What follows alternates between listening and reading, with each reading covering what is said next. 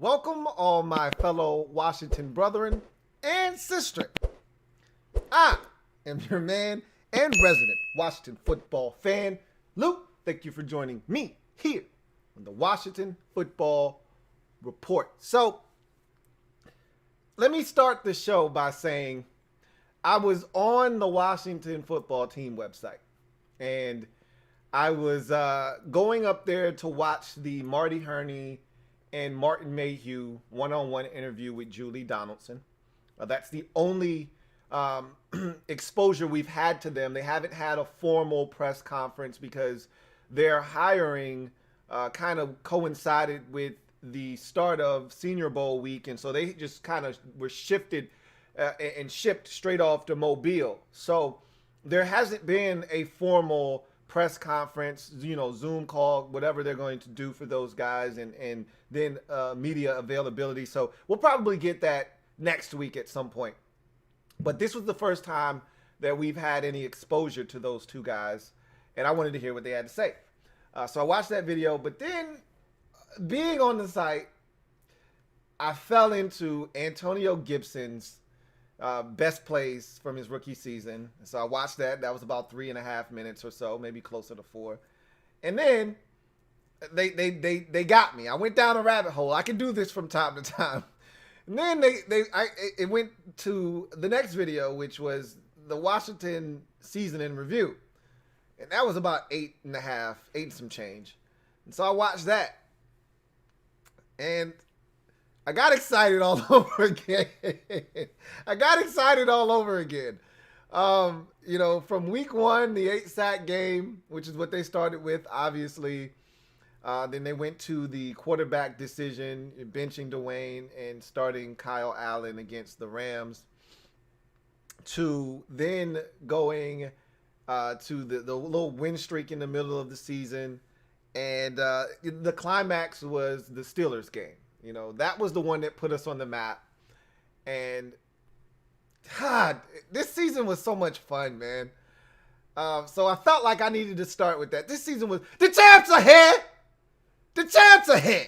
I felt the need to just say that. I mean, and then listening to, the calls on the radio, I hadn't listened to those because I don't watch the game and sync it up with the radio calls of D'Angelo Hall, Bram Weinstein, and Julie Donaldson. I don't listen to those guys, so I don't know what's being said. So to hear that for the first time, synced up with the images from the season, it's pretty cool. So watch that.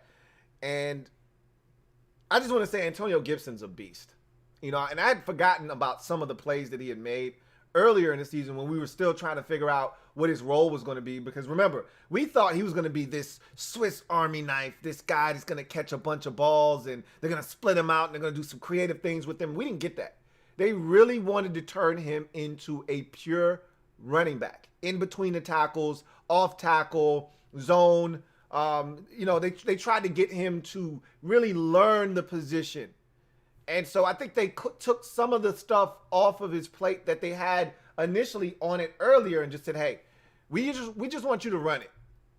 You remember earlier in the season, and watching his highlights from earlier in the season, it reminded me that they were trying to be a little bit more creative, not necessarily running him on routes like he did at Memphis, but there were wide receiver screens to him, and he had some big plays on those earlier in the year. Like there was a big one against Baltimore.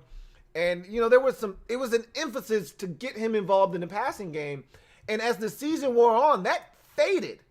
It was less about him getting touches in the passing game, more about J.D. McKissick becoming a bigger fixture, and more about Antonio Gibson being more of the bell cow in the backfield. So I thought they were going to be a little bit more, dynamic with him. Maybe they'll get back to some of those things next year, when he's a little bit more comfortable with his role as a running back. But also, they can't forget that this guy is talented and can do so many different things.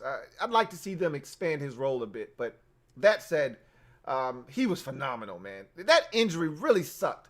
They showed his one run, and I remember talking about that run, and I broke down the film, and I uploaded the run from the Pittsburgh game. The biggest run he had. I think he had like 2 carries in that game, and that was his last carry before the toe injury. He actually sustained a toe injury at the end of that run.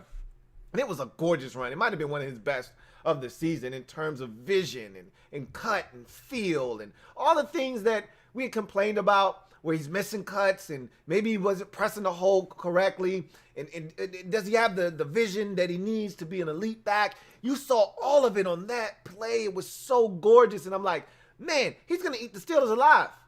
And he gets hurt. And anyway, Gibson was phenomenal this year.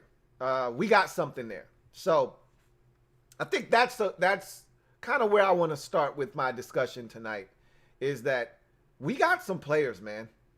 We got some players. And I've got my three. I gave you guys a little homework, a little bit of an assignment. Some of you turned your assignment in early. Others of you waited until the day it was due, which is tonight, to turn it in. It's all good, you know. So all of it counts. All of it's relevant.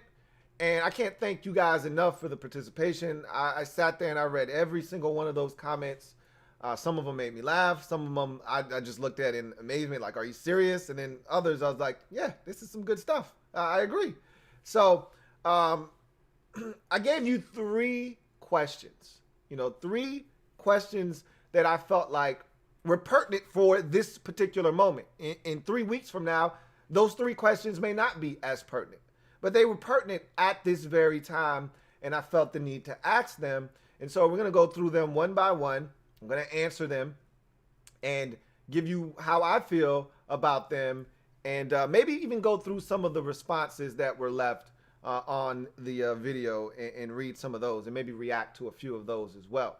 That said, we'll go over the quarterback situation briefly tonight, because I'm just going to tell you guys right off the top, I don't think we're getting any of those guys.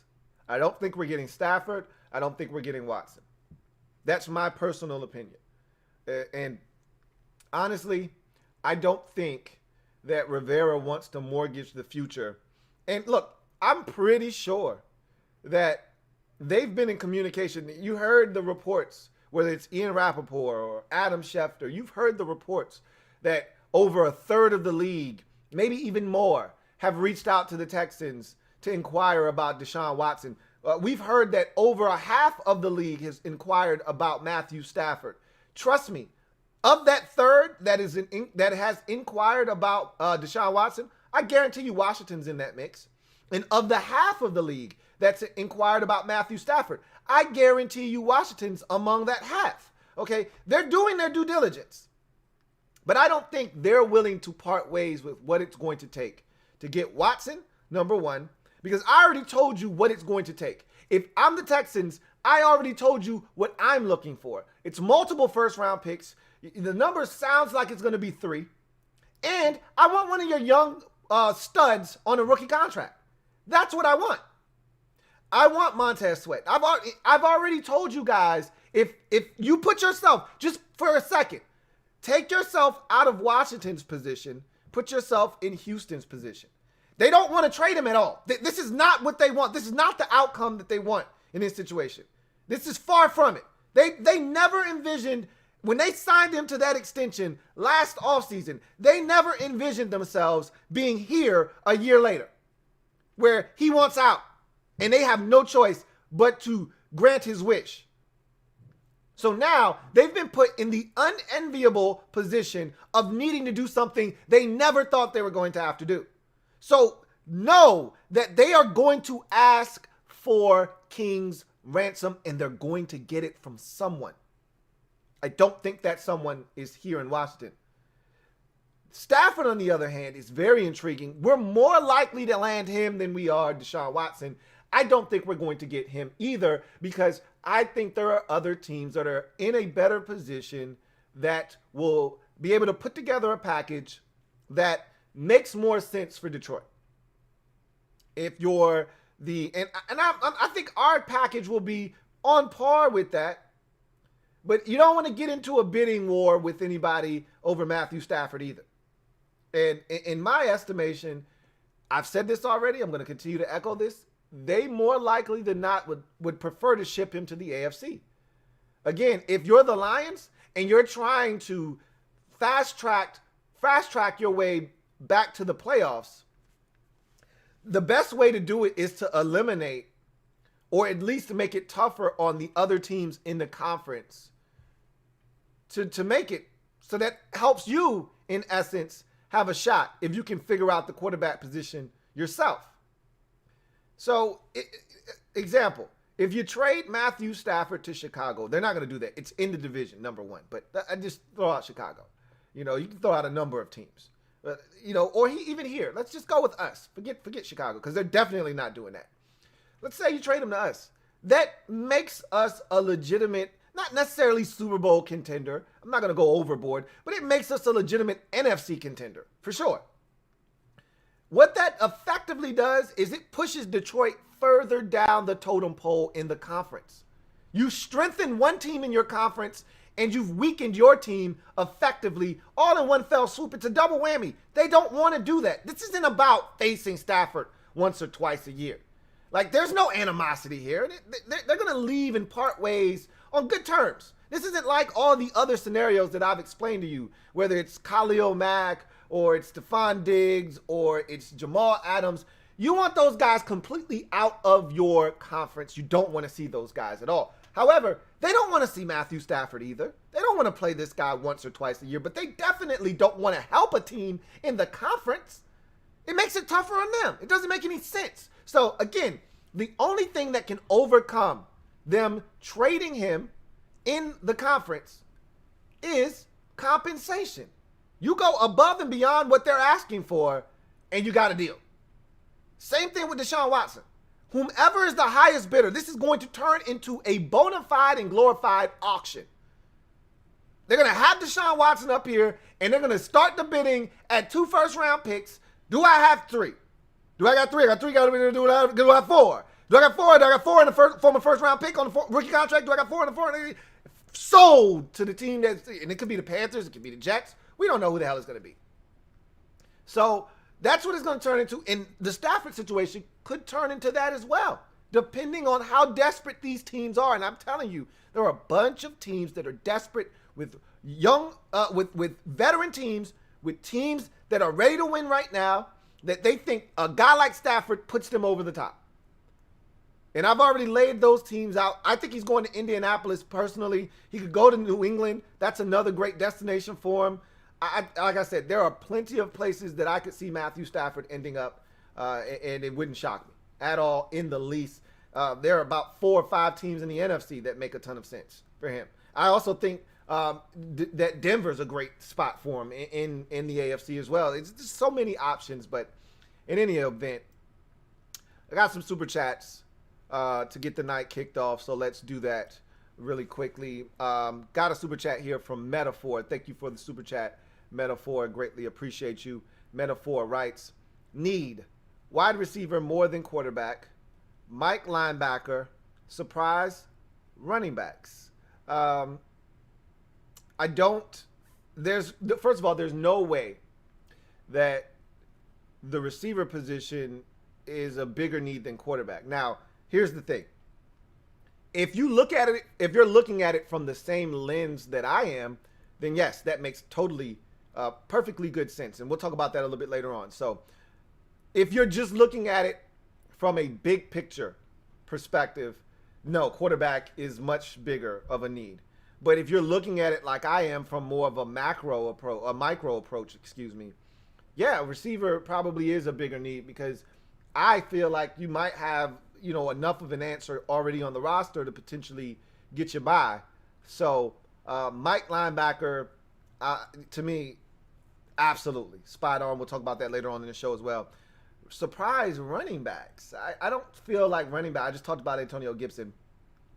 They love J.D. McKissic, so do I. I told you guys last offseason that my favorite signing of the entire offseason, that included Kendall Fuller, was J.D. McKissic. And I said, you guys are going to love him if he stays healthy. Well, he stayed healthy for the first time in his NFL career, and he was outstanding for this football team. So, could they have a third guy that they, you don't have to invest early in running back. Unless there's a talented guy that you just absolutely love and you're like, hey, I had a first round grade on this dude. We're sitting here in the second round and he's still here. Why not just take him?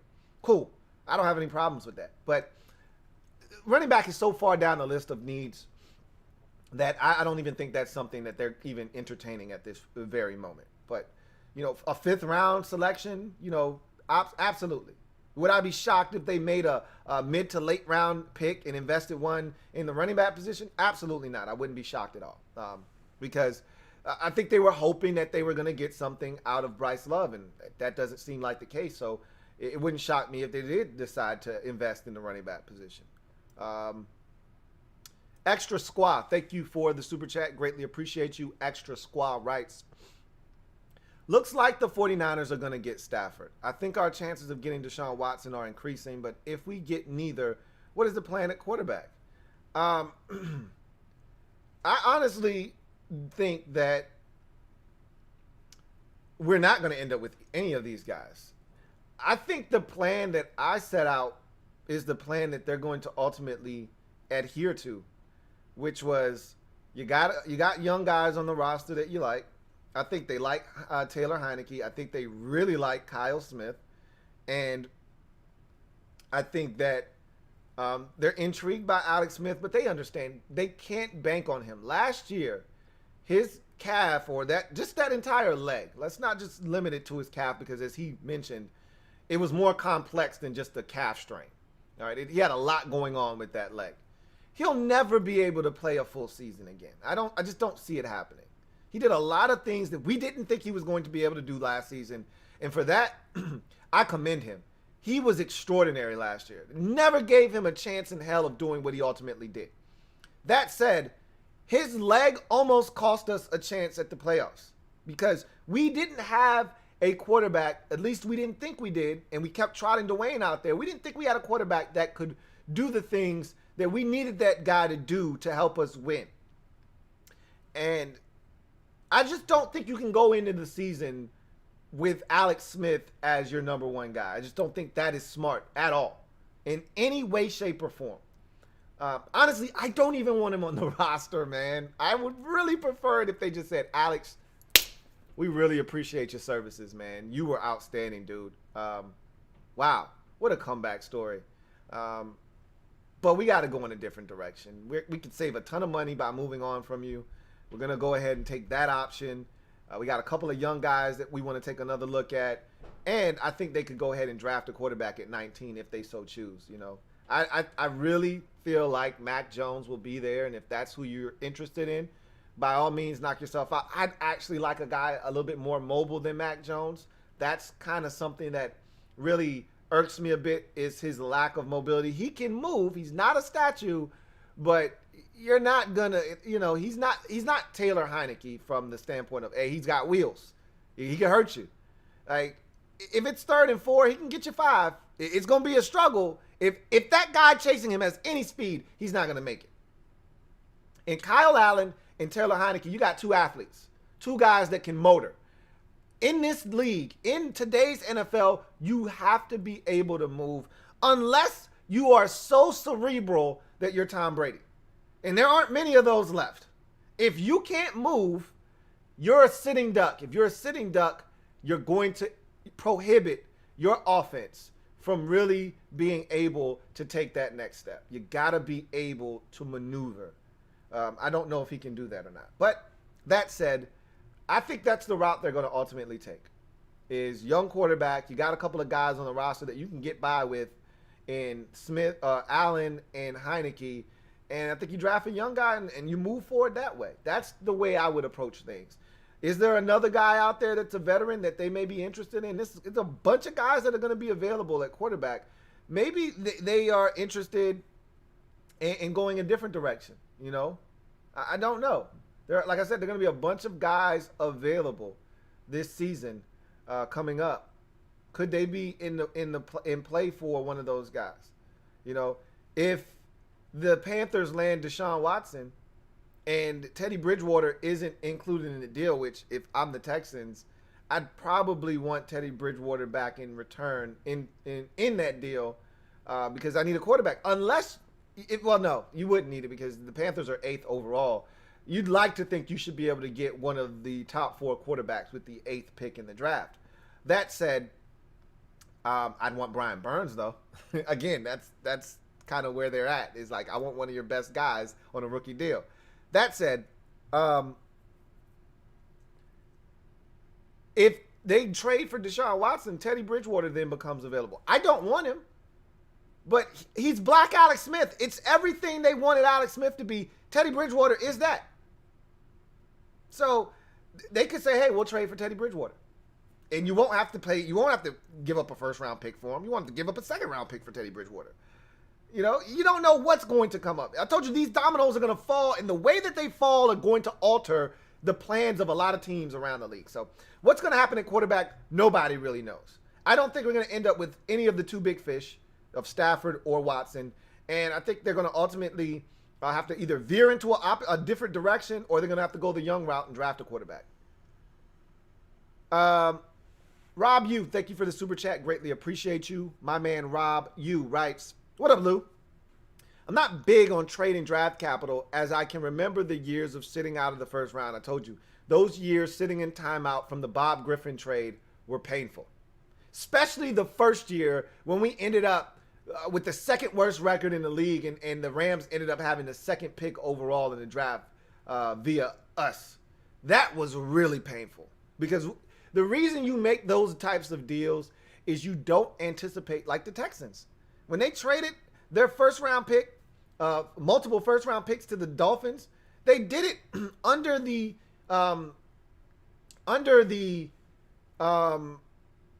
auspice of thinking that they were going to be good. They'd won the division the previous 2 years. They won it 3 out of the last 4 years. They said, we're going to be good enough that this pick is 25th overall, so it's not going to really kill us. Well, that pick turned out to be number 4. That's when it really hurts, when you realize what we could have had. He says, we are not only a QB away, so why not keep building and insert the QB without forcing it? It sounds good to do it that way. That's the way that I've always suggested that we do it. The Seattle Seahawks early 2000s, 20 teens model is what I've been advocating, is you build up the entire roster and you drop the quarterback in once you have that roster set the way you want, and you continue to add ancillary parts along the way. But it's easier said than done. The temptation to win now is being dangled in front of you. Do you have the ability? Do you have the patience? Do you have the discipline to keep going with the path and the plan that you've set out? It's hard.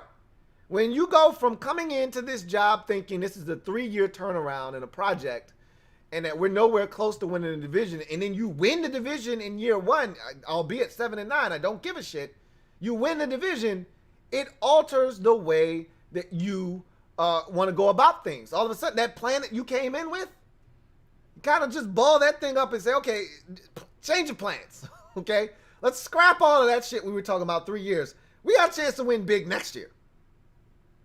It's hard to tell them don't do it, especially after everyone told Ron don't do it this year. He did it. He was right, and most people were wrong when he decided to bench Dwayne in favor of Kyle Allen and go and chase after the division when everybody told him don't chase after the division. You're not good enough to win it. It's hard to think now when everybody's telling you you're not close enough. You're not one guy away. Don't go after it. He's like, bullshit. You guys were wrong last year.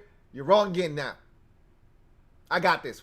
Stand back. This is why he put me in charge. So we'll see what happens. I don't want to give up massive draft capital, but if you told me we got Stafford for 19, I'd be willing to do that. I wouldn't have a problem with it. You know, I saw something really funny. Some of you may not find this funny, but I did. Found it very funny. As a matter of fact, I'm going to pull it up. And I'm going to see if I can track it down. And if I can, I'm going to read it to you.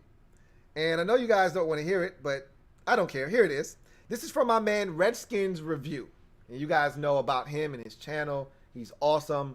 That's my guy. And so, well, he put up a side-by-side statistical breakdown of Matthew Stafford and wait for it. Wait for it. You know what's coming. You see the fastball. Kirk mother-loving Cousins. All right, so you put the record next to each other. Stafford is 74, 90, and 1 overall. Kirk Cousins is 51, 51, and 2. So Cousins has a 500 winning percentage over his career as a starter. Stafford has a 452 win percentage. So advantage Cousins. Playoff record: Matthew Stafford 0-3. Kirk Cousins 1-2. So advantage Cousins.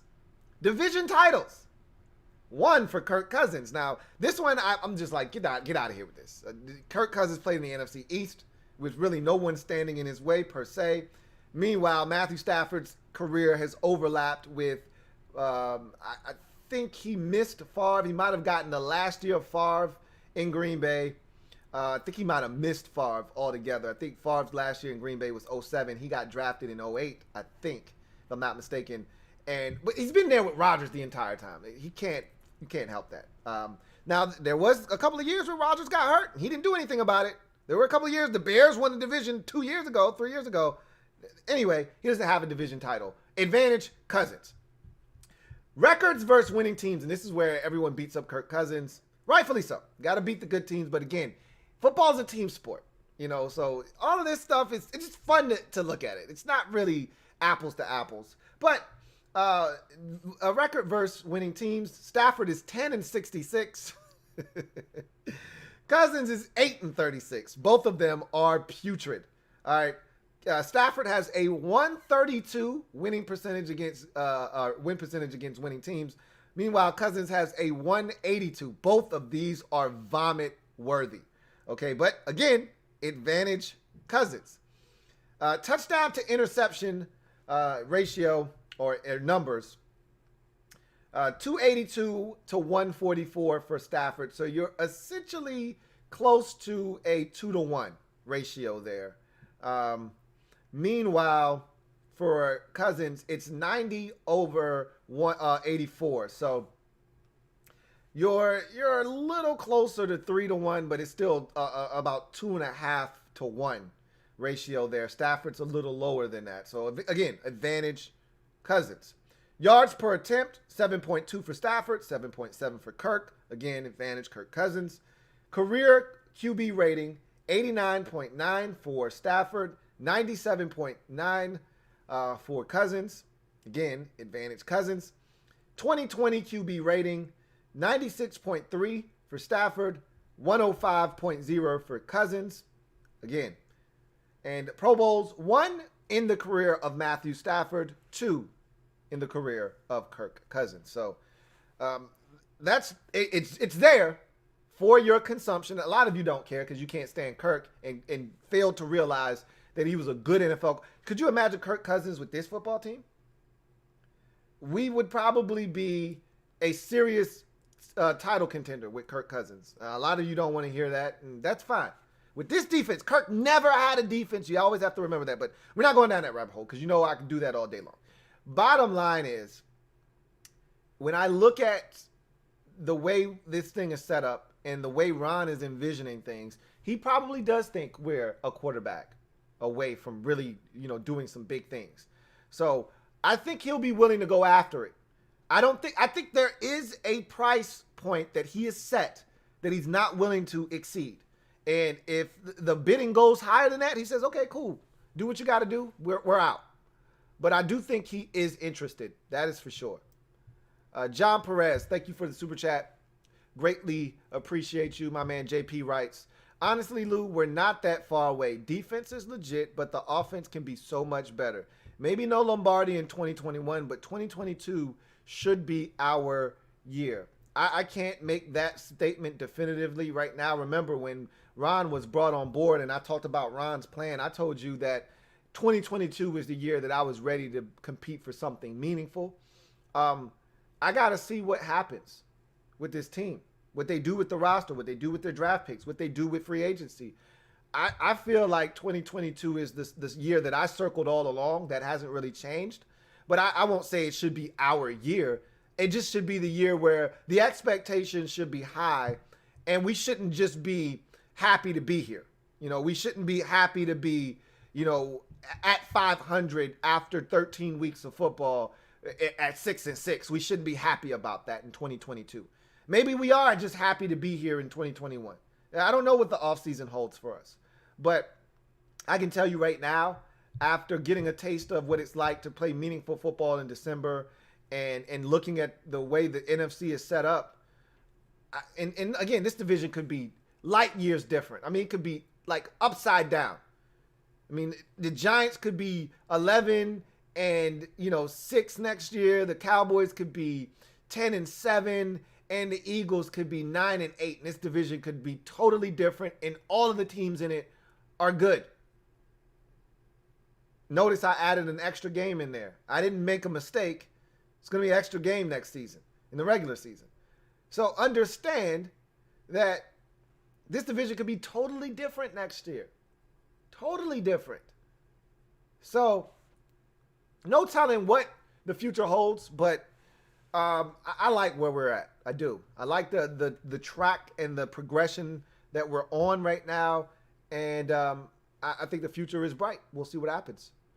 Rob U, double up, Thank you for doubling up, Rob U. Greatly appreciate you, my man. Rob U writes, the years of sitting out the first round are no fun, even going back to the Dan Wilkinson trade. Build through the draft and supplement with free agency. That's always been my philosophy. The draft is where you build your roster. You talk about 5th and 6th round picks, and we talk about them like these guys are long shots or they're wasted picks or they're throwaway picks.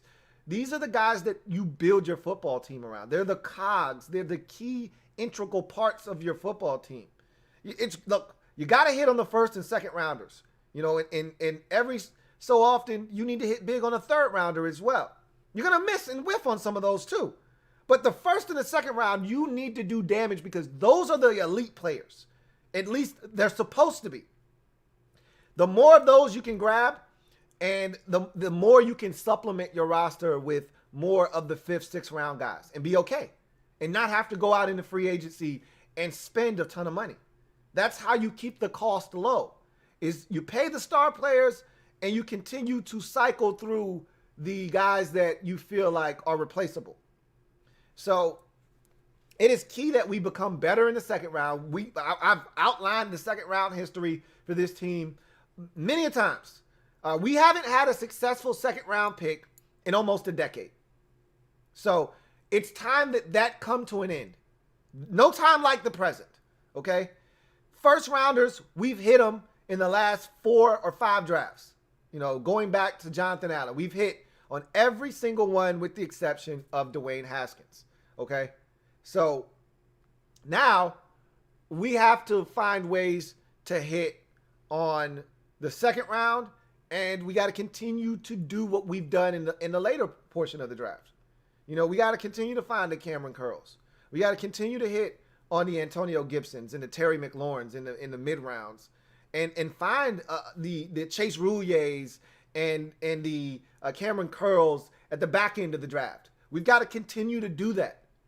The more you do that, the better chance you have of being able to keep Montez Sweat and Chase Young and Daron Payne when those contracts come up, and Terry McLaurin.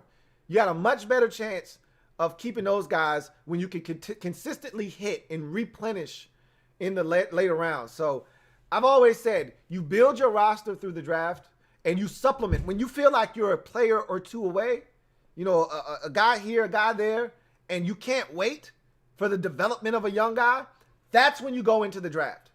So for me, that's why it's important, it's imperative that they be very shrewd in the decision-making process as to what they give up if they want to go out and get a quarterback, or what they decide to do and how they spend in free agency. They can't spend frivolously.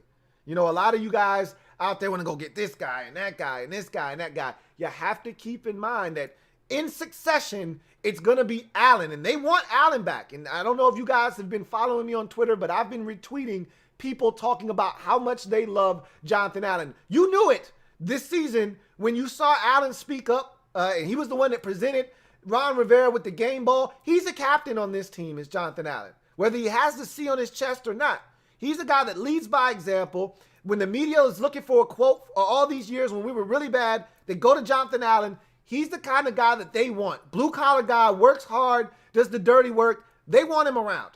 After that, it's Deron Payne. After that, it's Montez Sweat. After that, it's Chase Young. And Terry McLaurin, he's in that mix. I think he's the same year as Montez Sweat because he doesn't have a fifth-year option. So again, you got to understand it. It's a domino effect. These guys are coming one by one by one. You got to be in a position to re-sign all of them. Not to mention, you probably want Brandon Sheriff back this offseason. Don't know what they're going to do at cornerback, whether they're going to have Ronald Darby back or not, but we'd love to see Darby back if he can stay healthy and play the way that he did this year. We'd love to have him back, but at what cost? Again, these are the decisions that they're going to have to make this offseason. I find it very fascinating, one that I can't wait to see transpire and unfold. So you're right. That's always the way that I've viewed it, is you build your roster through the draft, you supplement it through free agency. And when you start reversing the two or mixing those up, that's when you get into trouble. For years, under Daniel Snyder, it was the opposite way. They tried to build through free agency, and whatever they had left, they used to give away draft picks like they were free handouts at the clinic. And I'm like, you can't. That's why we never were any good and we never had sustained success. You can't build a roster with a bunch of 30-somethings and guys who are just here to get paid. And that's what they did for years. Now it's time to do it the right way. And I think this new staff and this new front office, they understand that. They understand that. Stephen Montez, thank you for the super chat. Greatly appreciate you. Stephen Montez writes, not going to lie, I want our quarterback right now. Do not trust or have the same confidence that we're going to make the right picks with Smith gone. Our window is now. And that's another way to look at it. You're not alone. There are a lot of people out there that feel the way that you do, that say, hey, this defense is good right now. We don't have time to wait on a young quarterback or, one of the guys on the roster. The window is now. The time is now. With the defense as good as it is, it's only going to get better. We're not going to have these guys on rookie contracts forever. This is the time now when we've got this collection of guys together, because trust me, as much as I would like to re-sign every single one of these guys, Payne and Allen and Sweat and Young, I don't know if we're going to be able to do that. Let's be honest with each other. I want to. I don't know if that's physically going to be possible. I don't know if that's actually feasible or not. We'll see. Time will tell. I can just assure you of this. I don't know if they'll keep them together, but the defense is going to have this window over the next 2 or 3 seasons where they're going to be elite with all this Cam Curl and all these guys here on rookie deals. You'll never get this again. All these talented football players will never be on rookie deals again. So yeah, there is a window here. However, if you're looking long-term, you don't sacrifice the long-term future for short-term gain, a short-term benefit and gain, unless you can get a Lombardi. That's the only time I'm willing to push my chips into the center of the table. I remember talking about this profusely about the Baltimore Ravens back in 2012 when they won the Super Bowl, and they pushed all of their chips to the center of the table. I mean, they had all these veterans, and they paid all this money to all of these players. And when that season was over, they didn't pay Joe Flacco. He bet on himself. He goes 11 touchdowns, no interceptions through a playoff run that was dynamic and amazing. He gets this massive contract, and they look around at the rest of the roster and they say, guys, we're sorry. We made a deal with the devil. The devil came through. We got the Lombardi, but we're in some trouble. And they had to cut just about every single starter on the defense. Literally, they had 22 starters, obviously 11 on offense, 11 on defense. 13 of those guys were gone the following year because they had to cut guys and they had to free up some cap space to sign Joe Flacco. And they essentially pushed all their chips to the center of the table. But they got the Super Bowl, so it's okay. I don't know if we're in that position to do that. And so I'm not willing to, go overboard for one of these quarterbacks and sacrifice the future knowing that there could be, we don't know. We don't really know what's going to happen. But I think there could be something bigger out there for us. We don't know, but I'd sure like to find out. We've come this far in this journey, and we haven't taken any shortcuts yet. We might as well just keep on going. If we can take a shortcut, I don't mind the shortcut, as long as the shortcut isn't cost prohibitive. Right? As long as it's not costing us things down the road that could really impact this roster and allow us to have the flexibility to do some things to give us a longer window of opportunity. That's the only thing I'm saying, is just make sure you're smart. And I think they will be. I feel confident about that. But there are a lot of people that aren't confident in this organization to pick players, especially now that Kyle Smith isn't here. Well, all I can tell you is they didn't pick players well here before. They got a little bit better of late. This is a new regime.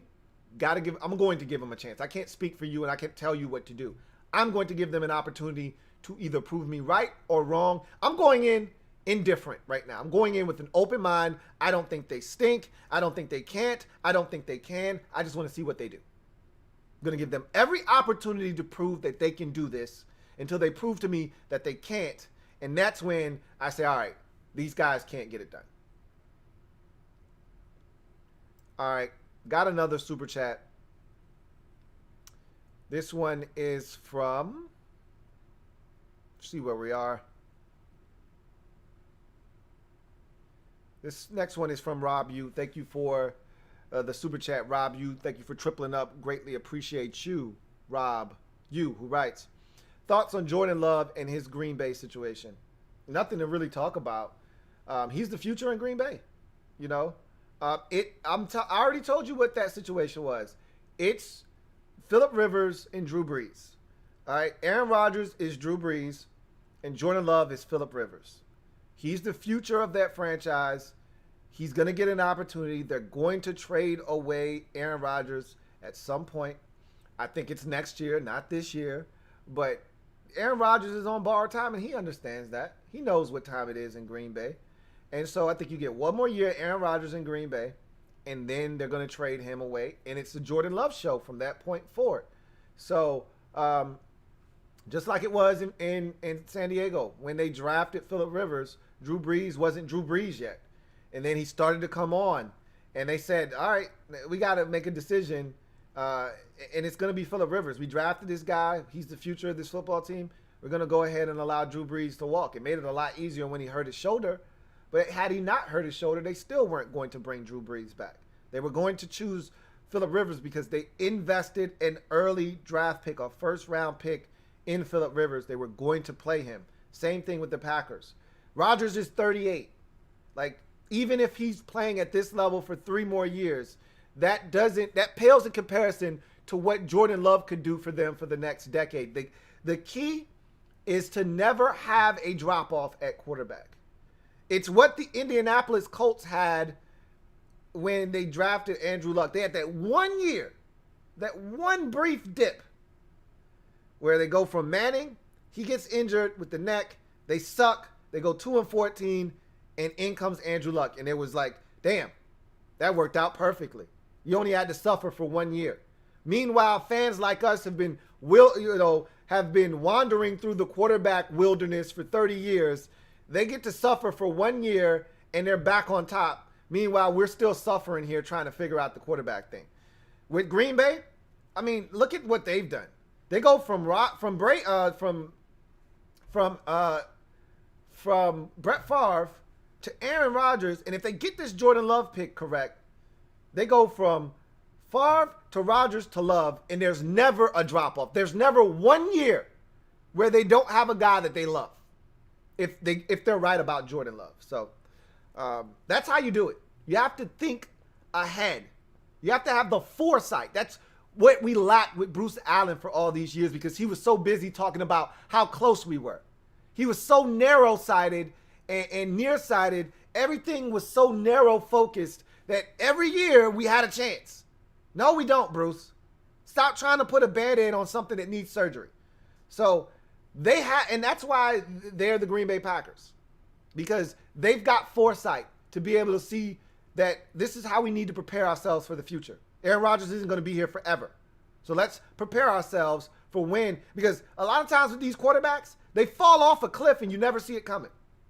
They go from playing at an elite level 1 year, like Peyton Manning, and he had the neck, and who knows what happened, but he went from playing at an elite level in 2014 to absolutely hot ass garbage in 2015, but he won the Super Bowl. So you never know when it's going to come when you get to this, stage of guys' careers. Rob U, thank you for your 4th super chat. Greatly appreciate you, my man. Rob U writes, needs wide receiver, impact linebacker, quarterback. Yeah, I totally agree with every single one of those. JDSG, thank you for the super chat. Greatly appreciate you. JDSG writes, me, I want Darnold, Ron, and Scott. Who asked? I don't want Sam Darnold. I wouldn't mind trying him out, but first I told you I've never been a Sam Darnold guy. Doesn't mean he's not talented. Doesn't mean he doesn't have what it takes to play in this league at a high level. I just wasn't a fan of his at USC coming into the league. I'm still not a fan. So if I wasn't a fan then and he hasn't done anything to sway me, I'm not going to, be banging the table for Sam Darnold in Washington. I'm good. This is when people bring up names like Darnold or Trubisky or Bridgewater or, there's someone that keeps bringing up Jacoby Brissett. I'm like, why?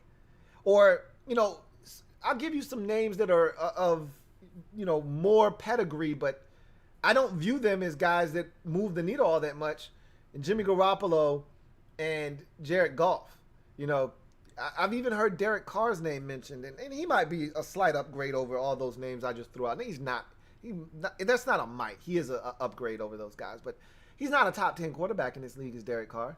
Again, here's my problem, is that if you're gonna go the Sam Darnold or you're gonna go the, Mitchell Trubisky or even Marcus Mariota, who I'm actually in favor of, even though he's on under contract.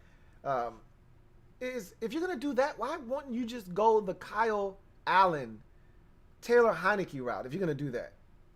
The upside is pretty much the same. The only difference is those two guys are undrafted and everybody else has a draft pick or round attached to their name. Does that make them better necessarily? No, it doesn't make them better. It's the only difference. Is Mitchell Trubisky is the number 2 overall pick in the draft. Sam Darnold was the number, 4, 3 pick overall in the draft. It's the only difference is they got a first round, pick status attached to their name, and these guys were told to everyone that they weren't good enough to be drafted. So we got to view them as undrafted quarterbacks. To hell with that. You might as well give those. They know this offense better. They're going to give you a better chance to win because they know the offense. They don't have to learn anything. You're better off with one of those guys than, now, Derek Carr is a little bit of an upgrade, but I'm not even a massive Derek Carr fan, even though I like Derek Carr. But there's a ceiling on Derek Carr. There's only so much you can do with him. Got another super chat. This one is from Rob U. Thank you for your 5th super chat of the night. Greatly appreciate you. Can't see you right now. Rob U, who writes, if they keep Darby, and now you can't just be putting R. Foster anymore because we had Robert Foster on the roster at receiver. I know you're talking about Reuben Foster. Regains his form, and they draft the Notre Dame linebacker. What else does the defense need? Honestly, the only other thing I would then suggest is maybe adding a little bit more depth to the safety room. But outside of that, I mean, if all of those scenarios played out the way that you laid out for us there, Darby's back and he's healthy and he plays the way he played last year, Reuben Foster gets back to his Alabama form, and they draft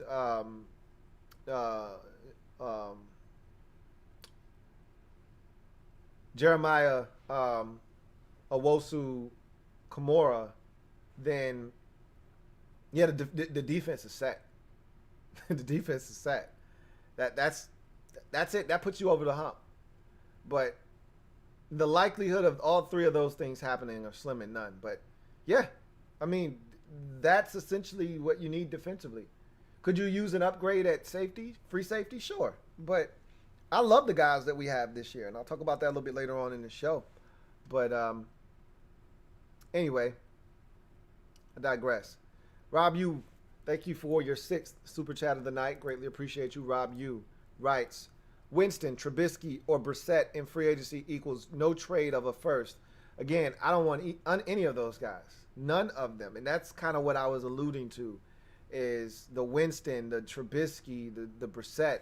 These are guys that are low-end NFL starters. Winston, to me, has the capability of being a top 10 starter in this league, but the turnovers are always going to drag him down towards the middle to the latter portion of the NFL starters, because that's not something I think he just corrects. He's a gunslinger. He thinks he can fit balls into situations that he shouldn't. He's going to make mistakes. You just have to live with it. But he's very talented. That's why he was number 1 overall. Trubisky, I think he got a bit of a raw deal in Chicago, and there is something to Mitchell Trubisky. I told you, I'm a Mitchell Trubisky fan. That doesn't mean I want him here. Okay?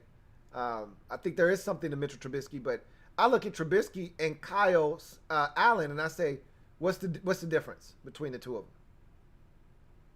One's undrafted, the other one's second overall pick. That's the difference. If you put them side by side, they look exactly the same to me. I think you can win with Kyle Allen. I don't need to go and get Mitchell Trubisky in free agency. And Jacoby Brissett, to me, he is a high-level backup. He's not a starter in this league. So, thank you for that super chat. Once again, Rob, you got another super chat here from JDSG. Double up. Thank you for doubling up, JDSG, who writes, can't think of a former player being a good drafter. I can. I mean, I could think of at least one. What about John Lynch in San Francisco? We killed John Elway. John Elway has actually been good at drafting. He just hasn't been, he hasn't been good at drafting a quarterback. That's his problem. You look at John Elway's draft history, outside of a couple of picks that you look at and you say, what the hell were you doing there? He's had a pretty good run in Denver, drafting guys. So that's another ex-player turned GM that has done a really good job. His biggest issue is he just can't find him a quarterback. Whether it was Lynch, Paxton Lynch, or it's Brock Osweiler, or it's the kid from Northwestern in the 7th round. Shucks, I can see his face. I can't think of his name. And I think Drew Lock can play in this league. You know how I feel about Drew Lock, but we'll see. This is a big year for Lock this year. It's gonna be a big year for Drew Lock in 2021. But yeah, there's some ex-players turned GMs that have done a fantastic job in this league, and I just gave you two right there. Santiago Tradell, what's going on, Santiago? Greatly appreciate you. Thank you for the super chat. Who writes, I think we should get a cornerback first, then a linebacker to bolster the D, especially if we can't get our quarterback in the first round. Make the D super strong. Love you, Lou. Love you too, Santiago. Thank you for the super chat. And I'm going to tell you right now, that's going to be like the theme of my discussions for much of this offseason. A wise man once told me, make your strengths stronger. Just because it's strong doesn't mean you have to ignore it and try to make the weaker portions of your team better. There's nothing wrong with taking a strength and making it stronger. I'm all about it. We'll talk about that a little bit later on in the show. Got another super chat here from King of the North. Thank you for the super chat, King of the North. Greatly appreciate you. King of the North writes, buying a shortcut to the Super Bowl rarely works. Facts, big facts. Unless it's Brady, LOL. Touche. Touche. That being said, do you think this roster could win a Super Bowl with defense? Watson and free agents at wide receiver and middle linebacker. Yeah, I do. Like, Watson changes the game, which is why I don't have a problem entertaining the whole discussion of Deshaun Watson. The only problem I have, and I gave you the numbers, and I'm going to chop up my podcast, so you don't have to worry about going and sitting through the whole thing. I'm going to put out some shorts over the next couple of days from the podcast I did last night, but I gave you numbers. He's a very affordable quarterback for the next 5 years, everything you want in a quarterback, Deshaun Watson is. He's a great guy off the field. He's an even better player on it. I might have that backwards. He might be an even better ambassador off the field.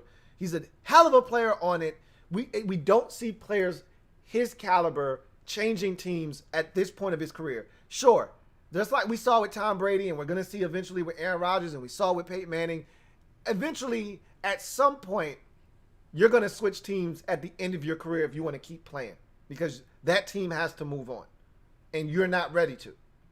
However, this guy is not even in the prime of his career. He's 26 years old. 26! You're getting a guy going into the apex of his career. He hasn't even hit it yet. He's just scratching the surface. The man led the league in passing yards this season with a ragtag bunch. He was throwing the football in weeks 13 through 17 to Justin Watson. Who the hell is Justin Watson? And Kiki QT. Those were his two primary targets, with a smatter and sprinkle of Brandon Cooks when he was healthy. What are we talking about here? And he had them in every single ball game except 2 down the stretch. So, you know what you're getting with Watson. If he's healthy, he's a top 5 quarterback. We've already gone through this exercise. It's hard for me to bring myself to giving up what it's going to take to get him.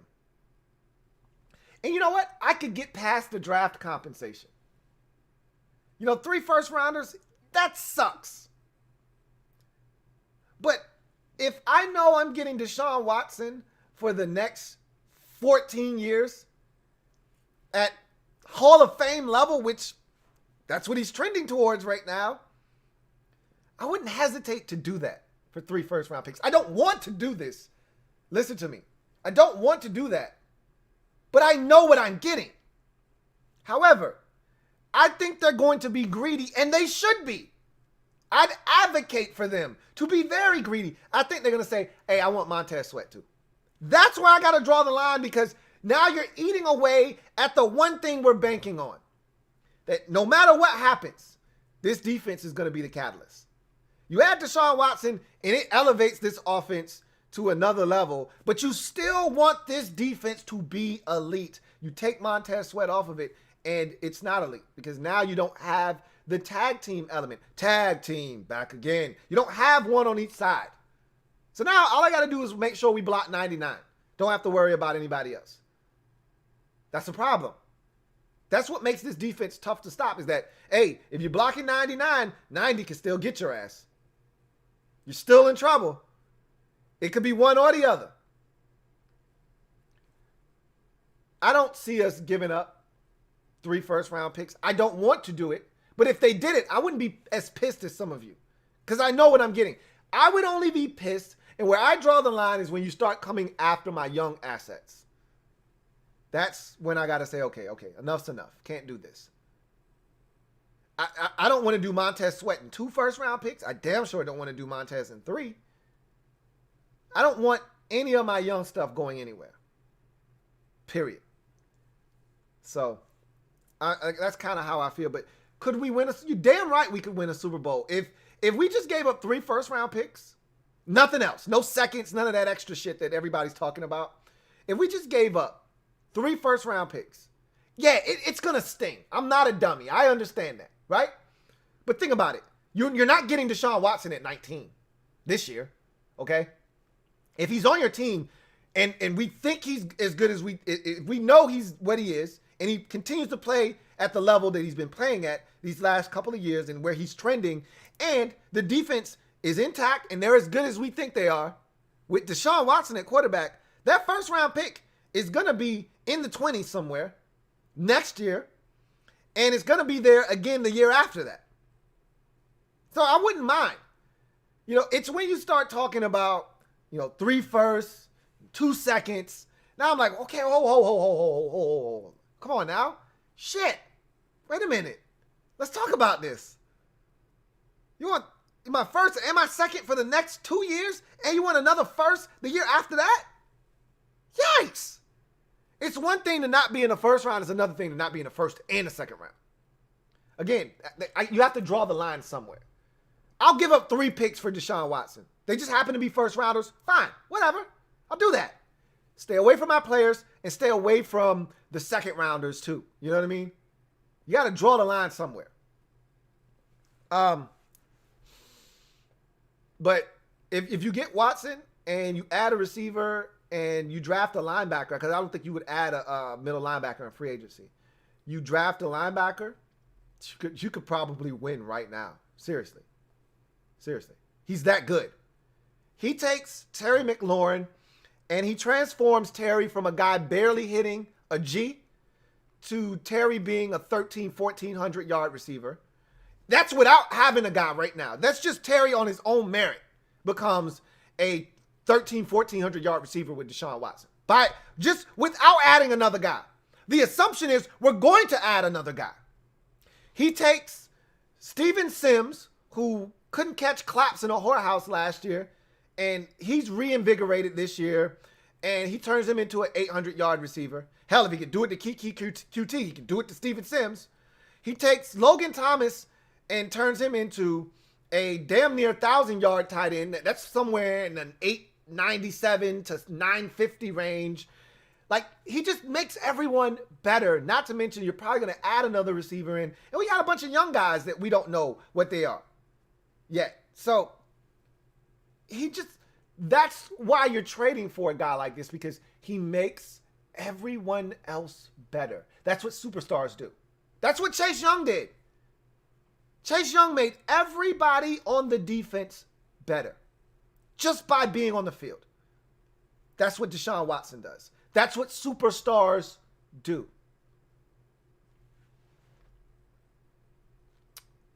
Just Andre, thank you for the super chat. Greatly appreciate you. Just Andre writes, how did you feel about Tony at 19 in the mock draft? I didn't like it. But then again, I already told you I didn't want Curtis Samuel. Never, ever trust a man with 2 first names. I didn't want Curtis Samuel, so why the hell would I want Kadarius Toney? They're the same player. They're carbon copies of one another. One is coming out of college and doesn't know any better. The other is now a seasoned 4-year NFL vet. That's the difference. Kadarius Toney is Curtis Samuel, just wet behind the ears and his breath still smells like Similac. So if I didn't want one, why would I want the other? They're the same guy. They're athletes. They're not actually receivers. There's nothing wrong with having athletes on your team, but I want a legitimate number 2 wide receiver. I already have come to grips with it in my head that they're going to go after Curtis Samuel in free agency, and I'm fine with that. There's nothing I can do about it.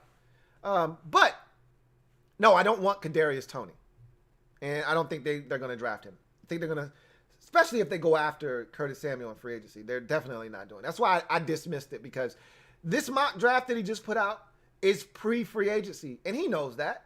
He's just going off of what he thinks we need, which we do need a receiver. He's not wrong. We need more playmakers on offense. He's not wrong. But we're going to get one in free agency, so that's going to take that off the table.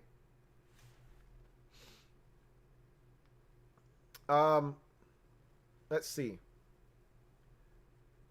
Got another super chat. This one is from Kevin Guvera. Thank you for the super chat, Kevin, who writes, thoughts on MVP Mitch? LOL. I've already stated that Mitch is one of my guys. You know, I think Mitch got a raw deal in Chicago, and I think he could start somewhere. But it's all about how you view him, what you're willing to do to highlight his strengths, and are you willing to surround him with talent and an offense that fits his talent and his skill set. That's not what we're doing here. We have an offensive coordinator here already.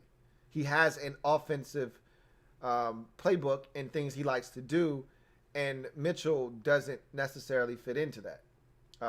He could, but again, I've said this already. What's the difference between Kyle Allen and Mitchell Trubisky? And I've already told you what the difference is. One guy was drafted second overall. The other was undrafted. Remember, Kyle Allen was the #1 quarterback recruit coming out of high school after his senior year. Okay? The guy isn't a bum. He just didn't have success in college for various reasons. He's talented, man. He's talented. You know how I felt about Kyle when he started to play. I said, there's something here. I don't know if he's the starter or not. I still don't. I said, there's something here, though. And I think Ron feels the same way. When you listen to Ron talk, I think Ron feels the same exact way. So, I'm not saying, I'm just saying. Just Andre. Double up. Thank you for doubling up, Just Andre. Greatly appreciate you. Who writes, how would you feel if Washington football team signs Corey Davis? I'd love it. I told you that was my #1 wide receiver target because I don't think you're going to have to overspend for Corey Davis. Like Kenny Golladay is out of bounds, so to speak. Like Corey Davis, like Kenny Golladay is going to cost you every bit of $18, $19, $20 million a year. You know, wouldn't be shocked if Kenny Golladay signs a 5-year, $105 million deal to stay in Detroit. Or he gets that somewhere else. That's $21 million a year, by the way. Whereas Corey Davis, it's not going to cost you that much money to sign Corey Davis. It might cost you $15 a year to sign Corey Davis. I'm perfectly fine with that. That's right around the going rate for a quality #2 NFL wide receiver. Somewhere in that, 12 to 15, $16 million range. I could see Corey Davis signing a 4-year, 68, let's call it 4 years, $70 million. What would that be?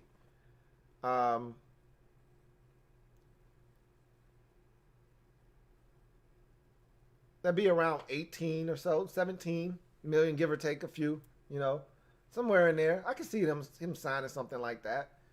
4 years, $68 million, something like that. Heavy on the incentives. That's kind of what I'm looking for. That's in the wheelhouse. I think he can be a legit #2 in this league.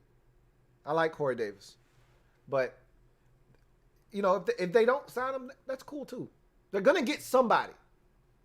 That's what I've already realized.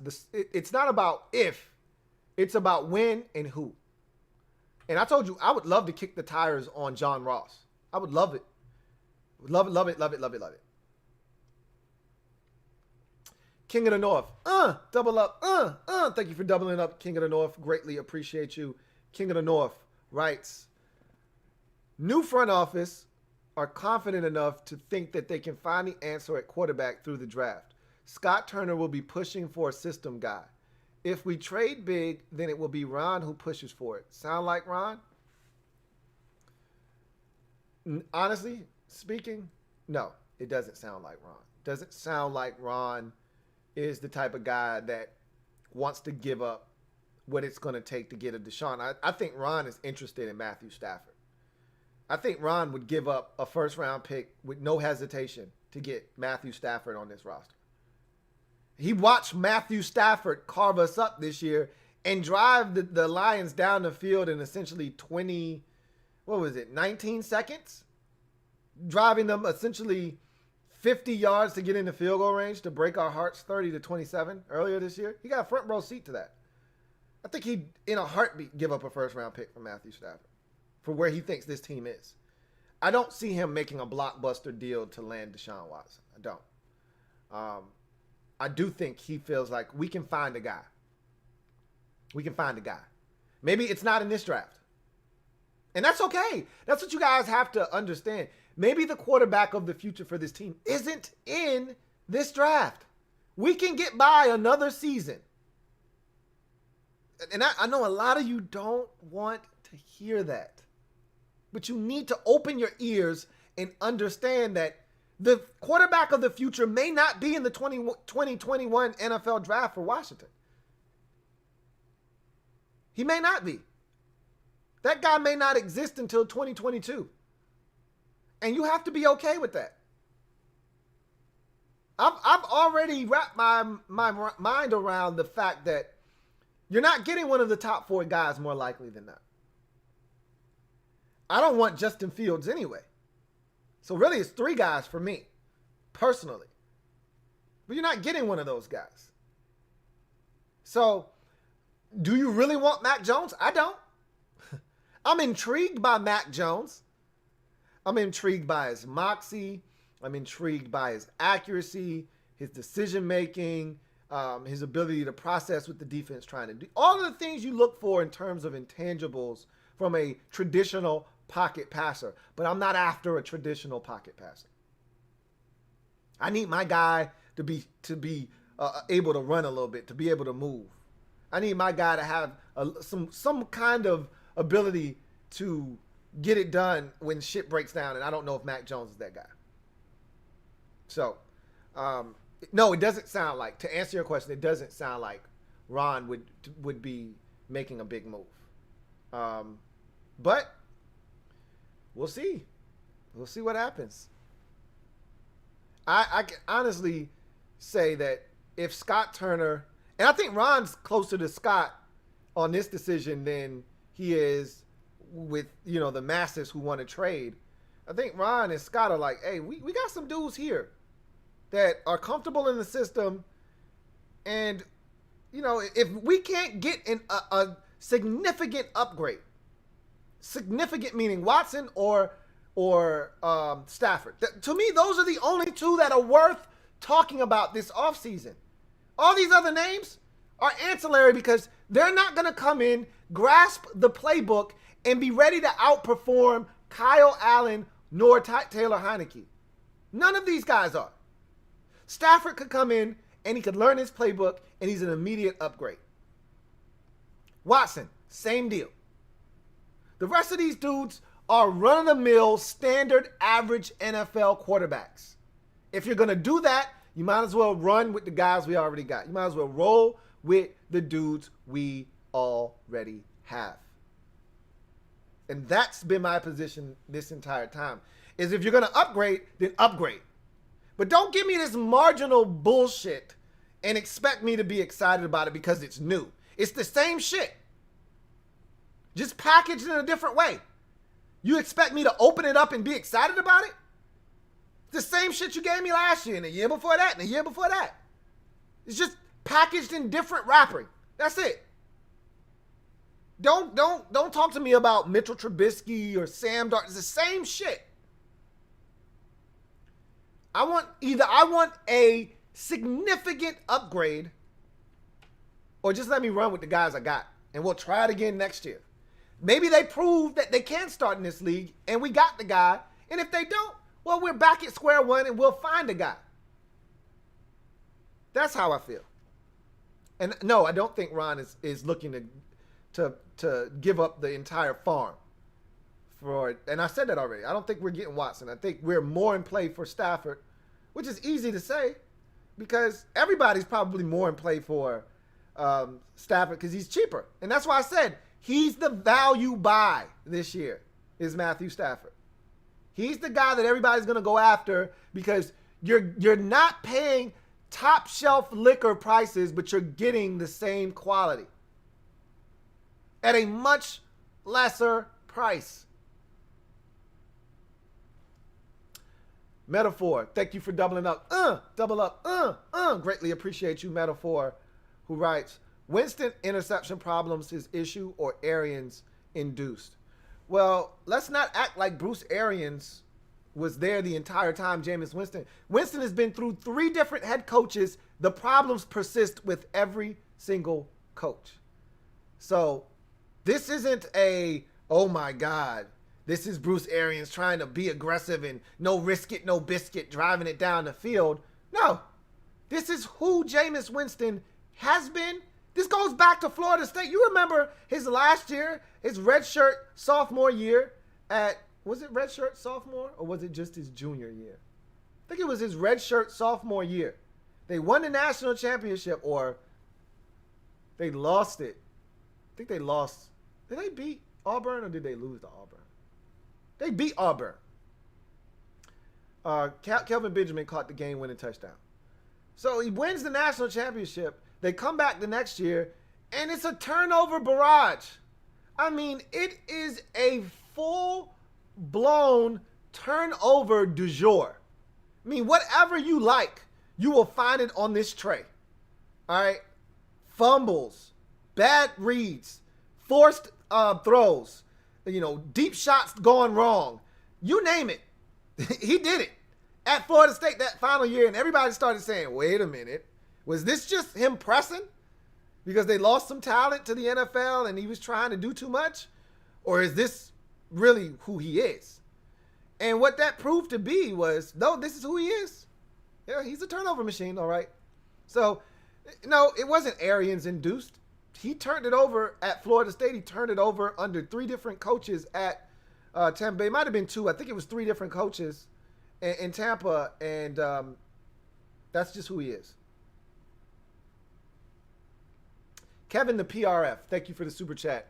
Kevin the PRF, my man Kev, writes, in the case of going after Stafford, etc., would it be wise to trade this year's pick for a vet long-term, considering we will be breaking the bank on an extension the year before? Yeah, I mean, look, the Lions aren't taking anything less. What you have to, and again, what I always try to caution fans on is you have to look at it not from the perspective of your favorite team, because that's rose-colored glasses. That's not realistic, all right? You have to look at it from both sides. How do the Lions benefit here? The Lions benefit by getting something now, something of value now. They want to reap the benefits. If I'm not going to have Matthew Stafford in 2021, I need to be able to point to something that I can say, I don't have Stafford, but I do have this. They want to be able to say, hey, we drafted a guy at 19. That's what we got for Stafford, and this guy's contributing right now. Nobody wants to talk about what they'll be able to do next year. They want to talk about what they can do right now. They know what Washington's pick is right now. It's 19. They don't know what Washington's pick is going to be next year. It could be 5, but it also could be 29 by getting Matthew Stafford. So you don't want next year's pick. You want the one that you know what it is right now. Give me 19. I can do something with that right now. If I wanted to package up my, I don't know where they're drafting right now. Let's just go with, I got it right here. I'm going to tell you where the Lions are picking. And let's say we give them 19, and they package up 19 with their 7th pick. And they could go up and get whoever they like, if that's what they want to do. I mean, 7, they're right in the wheelhouse. If they trade, they're going to trade Stafford, which is why I think the Panthers are so, it all makes sense. I told you these dominoes are so intriguing, because the reason the Panthers are so hell-bent on getting Watson, and that's the report, is that they're willing to do whatever it takes to get him. The reason that they are so hell-bent on doing it is because they look at the Lions and they say, they're right in front of us. They're going to get the last quarterback, whomever's left. They're going to get that guy. If the draft goes the way we think, Jacksonville, 1, Trevor Lawrence, Jets, 2, whomever they like, Zach Wilson, Justin Fields, Trey Lance, 4, Falcons, Trey Lance, Justin Fields, Zach Wilson, whomever's left. And then the thought was, Stafford's still in Detroit. You're going to give him a receiver at 7, or you're going to give him something at 7, and that's how you're going to move forward. Or you're going to replace Darius Slay, because you never really did that. So you're going to draft a corner to do that at 7. Well, guess what? If you trade Matthew Stafford, well, you're going to have to replace Matthew Stafford. So they're going to do that at 7. So all of a sudden, Carolina's like, shit, now I'm sitting here, this game of musical chairs, there were 4 seats. I was supposed to get one of those seats. Now the music stops, and I look around, and Detroit's sitting in my damn seat. Now I don't have a seat. So you know why they're being aggressive? Because they're probably not going to end up with one of the top 4 quarterbacks. That's why. Now they could trade up. And I think that's ultimately plan A for them is, let's go get Watson. To hell with it. Let's go get Watson. Plan B is, okay, not going to get Watson. We're going to probably have to trade in front of Detroit come draft night. Going to probably have to get in front of Detroit because they're drafting a quarterback. So you're going to have to get in front of Detroit if you want the last quarterback, if you like that guy. You don't do the trade now, obviously, because you don't know how the draft board's going to fall. But they might be madly in love with Trey Lance, and it may go Lawrence, Zach Wilson, and then the Lions or Falcons decide to go with the homegrown talent of Justin Fields, and there's Trey Lance sitting there, and they love it. They're like, okay, Lions are sitting there at 7. Let's just go up to 5 and go get him right now. The hell with it. Let's just go right now. But that's why this thing is so intriguing, because these dominoes have to fall in order for us to know what's going to happen.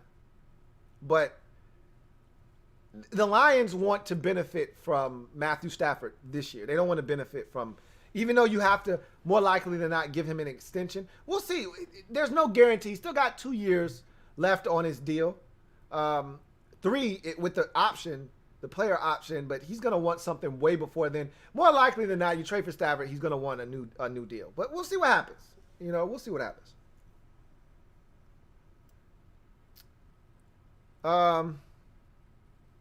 James H., thank you for the super chat. Greatly appreciate you. James H. writes, open your mind. What do you think about us drafting Etienne or Najee Harris? Then move Gibson back to slot receiver. He'd be our Debo with a more explosive offense. Nah. And I get it. What you're saying is open your mind and just don't be closed-minded to this thing. Just give it a chance. No, I don't think that's what you do, because Gibson, what he showed me this year is that he can run the football. He's got the talent to be a dynamic back in this league. And what I also saw, and I saw this on film, and I told you guys, he's not shifty. So he's a lot less shiftier than I thought. Like he can make a guy miss out in space, or he can have a nice cutback. But he's not breaking a dude off at 7 and leaving him at the bus stop and getting open. That's some J.D. McKissick shit. He's not capable of doing it. So I don't think he's a great slot receiver, and he's not big. He's only 6 feet tall. And I get it. Deebo Samuel's only 6 feet tall. I get it. And he's built like a running back. I think Gibson's home is at running back, and I'm okay with that. I like what I saw out of him.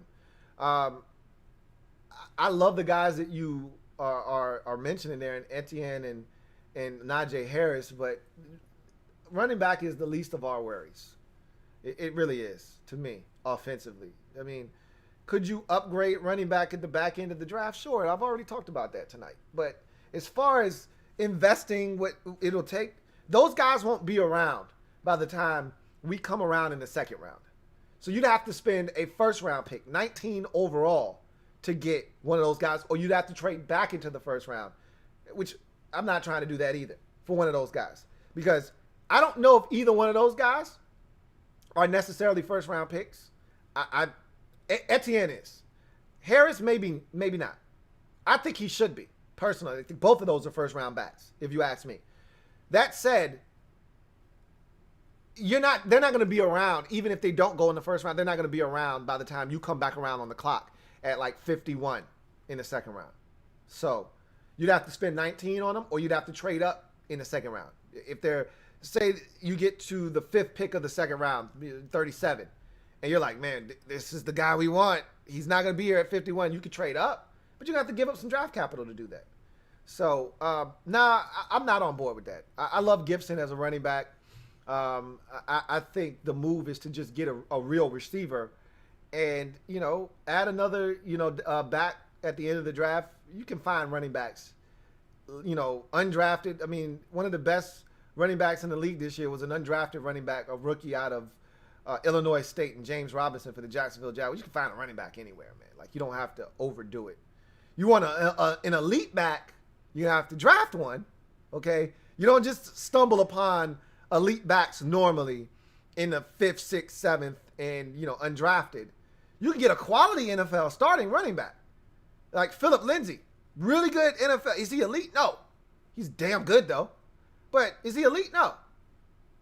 You know, you want Dalvin Cook, you want Aaron Jones, you want, Alvin Kamara. You're going to have to spend a draft pick in the first 3 rounds to get one of those types of players. You don't find generally those types of guys in the 5th, 6th, or 7th round. You can uncover a gem every now and again, in the 5th round or so. That's rare, but it happens. But you want one of those types of bats, you're probably going to have to spend a top 3 round pick on one of those guys. I don't think we're going to do that, personally. All right. Let's see.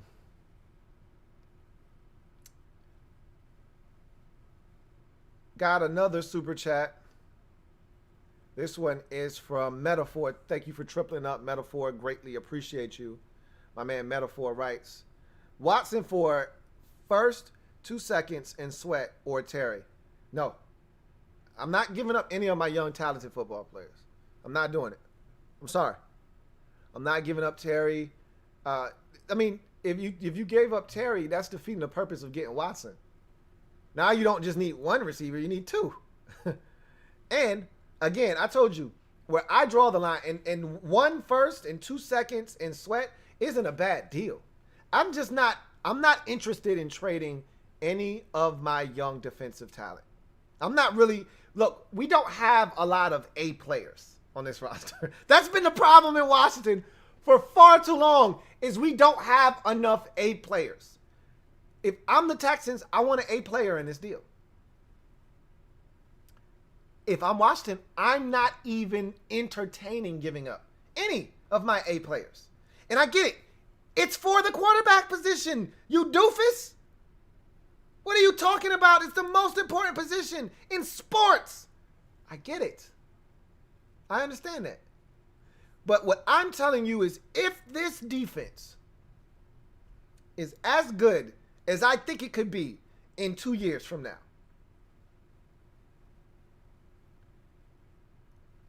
we won't need a Deshaun Watson caliber quarterback to win a Super Bowl. That's just the way I see it. The 49ers almost won a Super Bowl with Jimmy Garoppolo. I get it, they didn't win, and when they needed him to step up in that Super Bowl, he didn't. But they got there, is my point. And they held Patrick Mahomes in the most dynamic offense these eyes have ever seen to 10 points through 3.5 quarters. If you're going to beat Mahomes, which I feel like if you're going to win a Super Bowl in the next decade, you're probably going to have to go through him or some dynamic offense like the Bills and Josh Allen or some team like that in the AFC. You're going to have to go through a dynamic offense. You're going to have to slow them down with defense. You're not going to be able to outscore them. You do not want to get in a shootout with Mahomes or the Bills and Josh. You don't want to do it. You're going to have to slow them down. You're not going to be able to stop them, but you need to be able to slow them down. You can win. You don't have to have an elite quarterback to win a Super Bowl. He can't be average. Needs to be above average. But you can win in this league not having a superstar. Having a superstar gives you a better shot than not. Obviously, I'm aware. When you look at who's won the Super Bowl the last 2 decades, it's the same guys over and over again that keep going. Same shit. Different toilet. I get it. But we got a chance to be like Seattle in the early 2010s. We didn't know what Russell Wilson was, and he wasn't Russell Wilson. He wasn't dangerous back in 2012 or 2013 or 2014. He was damn good, but they didn't know. He was just scratching the surface then. And they went to 2 straight Super Bowls. Easily could have been 3 if they don't lose to Atlanta in his rookie season, when they were up with about 30 seconds left and they let Matt Ryan drive him down the field in like 25 seconds and they kicked the game-winning field goal to survive the Seahawks. They might have been in the Super Bowl 3 straight years with an elite defense and a young quarterback. And again, that wasn't dangerous, league MVP caliber Russ. That was just, hey, manage the game, don't F it up, Russ. You can win in this league with defense. So, no, I still wouldn't make the deal. I wouldn't. Kevin the PRF. Double up.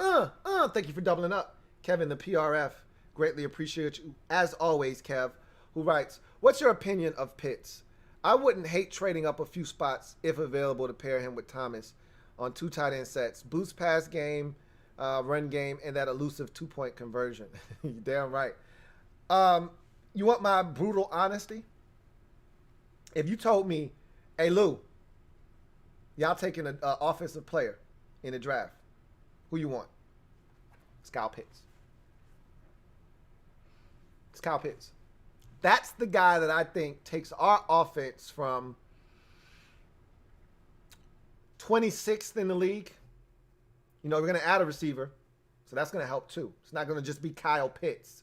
But I think Kyle Pitts and steady play at the quarterback position takes this offense from 26th in the league in scoring offense. I don't know where the hell we were, but we were definitely down towards the bottom of the league. That's for damn sure. Let's just call it 26. Sounds about right. And it takes us all the way. He's this big of an impact on this offense.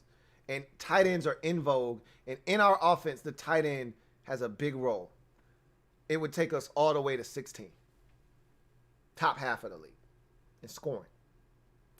Could depending on that number 2 receiver and what his impact is, could even be higher.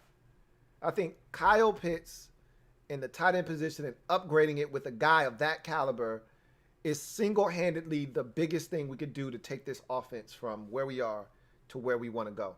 I would tell you this right now. If we brought back everything at receiver and we didn't do a damn thing at receiver and we just added Kyle Pitts, I still think we would make a jump from 26th in the league scoring-wise to, 17, 16, 15, somewhere in that neighborhood. He makes that much of a difference. You're damn right. That's the guy that I want. We're not going to get him. He's going top 10. I don't think that guy makes it out of the top 10, personally. So, I don't see us even having a sniff at Kyle Pitts. I don't. He's so talented, man. But that's nor here nor there. Clumsy Jedi, 26. Thank you for the super chat. Clumsy Jedi, 26 writes, I wouldn't trade 3 first-round picks for an overrated quarterback that only reads half the field and relies on scrambling around to wait for guys to flash. If that's how you feel about Watson, then no, you wouldn't trade 3 first-round picks for him. But that's not who Deshaun Watson is. That's who Deshaun Watson was coming out of Clemson.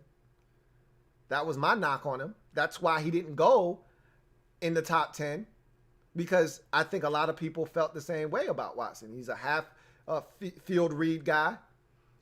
He uses athleticism when he doesn't like what he sees. If that first read isn't there, he takes off and runs.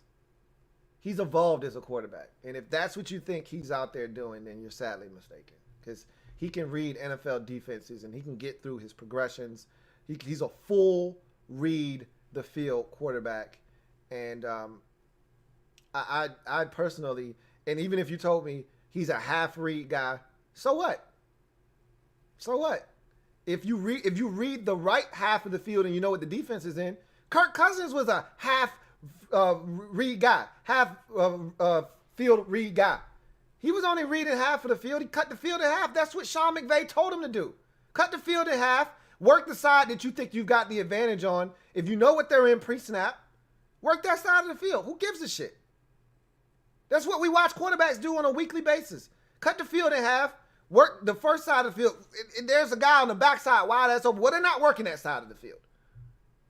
And guess what? If it's not open, you know what I want a guy to do? Scramble around until somebody does get open.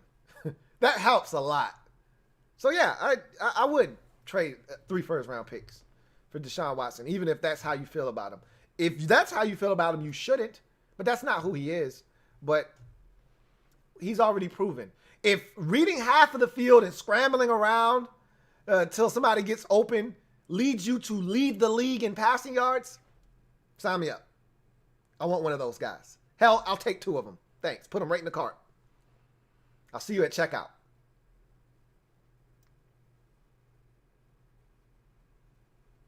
Um,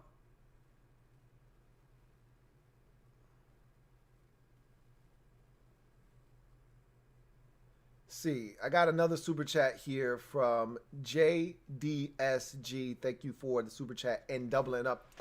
Double up. Greatly appreciate you, JDSG, who writes, Kyle Allen losing speed due to injury, Lou? Nah. Like, it's not the same injury that Dak Prescott sustained, but it's an ankle. It's a broken ankle. You know, Dak Prescott fractured his ankle. Um, they're going to both come back and be fine. I would be more concerned if a guy tore his Achilles or, you know, his ACL. And not even ACL, because Watson tore his ACL. He's just fine as a scrambler. I'd be more concerned if a guy blew out his Achilles about, you know, athleticism and things of that nature. You tell me a guy got a broken ankle, it's going to heal and he'll be just fine and he'll be moving around and he'll be fine. I don't have any issues with him losing athleticism. So I'm good. Bloodshot Sports. Thank you for the super chat. Greatly appreciate you. Bloodshot Sports writes, what do you think of Kadarius Toney, receiver out of Florida? I already talked about him briefly. I'm not going to really get into particulars because I got a lot of film to watch, but I've watched enough Florida. I told you we get a ton of SEC football around these parts. And I've watched plenty of Kadarius Toney. I've already told you, think Curtis Samuel. Perfect NFL comp. Same exact player. He's a positionless player. All right, he's going to be classified as a wide receiver, but you can do so many things with him. Jet sweeps, wide receiver screen, line him up in the backfield. Curtis Samuel had like 50 carries this year. You know what I'm saying? Like, that's the kind of thing you do with Kadarius Toney, is you just find ways to get in his hand. He's an athlete. You know, if he were coming out of high school, he wouldn't be classified as a receiver. He'd have ATH next to his name for athlete. Because that's what he is. There's no ATH designation in the NFL, so they got to put you somewhere. They got to put you in a box, so they're going to call him a receiver. He's an athlete is what he is.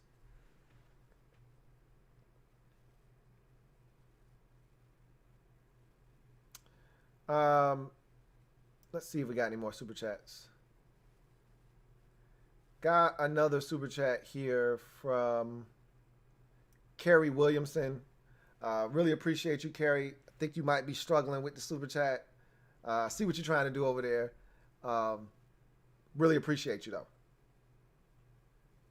Carlton Pagano Jackson, my man CPJ, thank you for the super chat. Greatly appreciate you. Who writes, Sup, Lou? Just checking in on you. Did you ever get a chance to see Jamie Newman? I believe he'll be a good pick for us. Again, I got work to do on Jamie Newman, as I do with every player in the draft. I'm pretty much at the point now where I'm getting ready to dive in to film. So this time next week, I think you'll have your first video out, and we'll hit the ground running from there. And we won't stop until we get to late April. So Jamie Newman is interesting, obviously, because he's got an NFL body, quarterback body, 6'4", 230. He's got a good arm. He's got good mobility. He's not a dynamic athlete by any stretch of the imagination, but he's serviceable in that department. And that's all I'm really looking for. You don't have to be Kyler Murray to satisfy what I'm looking for from an athletic and athleticism standpoint. I just need you to be able to move around and extend plays, and he can do that. But you know, I got a lot of film to watch. It really hurt him not playing this year. But he made a decision that he thought was best for him and his family, and I don't knock him for that. But he really needed this year at Georgia. And it really hurt to not see him out there because there's a level of play from Wake Forest to Georgia. And, you know, just him not playing this year, you felt like there was so much more to see with him, to be sure. And I think when I watch the film, what I'm going to end up coming away is saying, this is incomplete. This is an incomplete grade.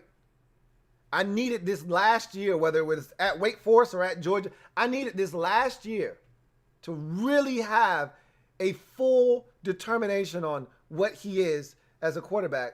but you're gonna have to go off of what you got. So I'll be able to really talk to you about Jamie Newman in about 2 weeks or so. I'll probably be done with all the quarterbacks in about 2 weeks, maybe even sooner than then, depending on how much time I have. But we'll see. Let's see. Jason Files, thank you for the super chat. Greatly appreciate you. My man Jason Files writes, would you prefer Stafford or Watson? 2 1s and Allen for Watson, or 1st and 3rd for Stafford? That's a no-brainer. And Allen, we have several of them on the team. Are you talking about Jonathan Allen, or are you talking about Kyle Allen? I would assume you're talking about Jonathan Allen. Let's just go with that assumption. I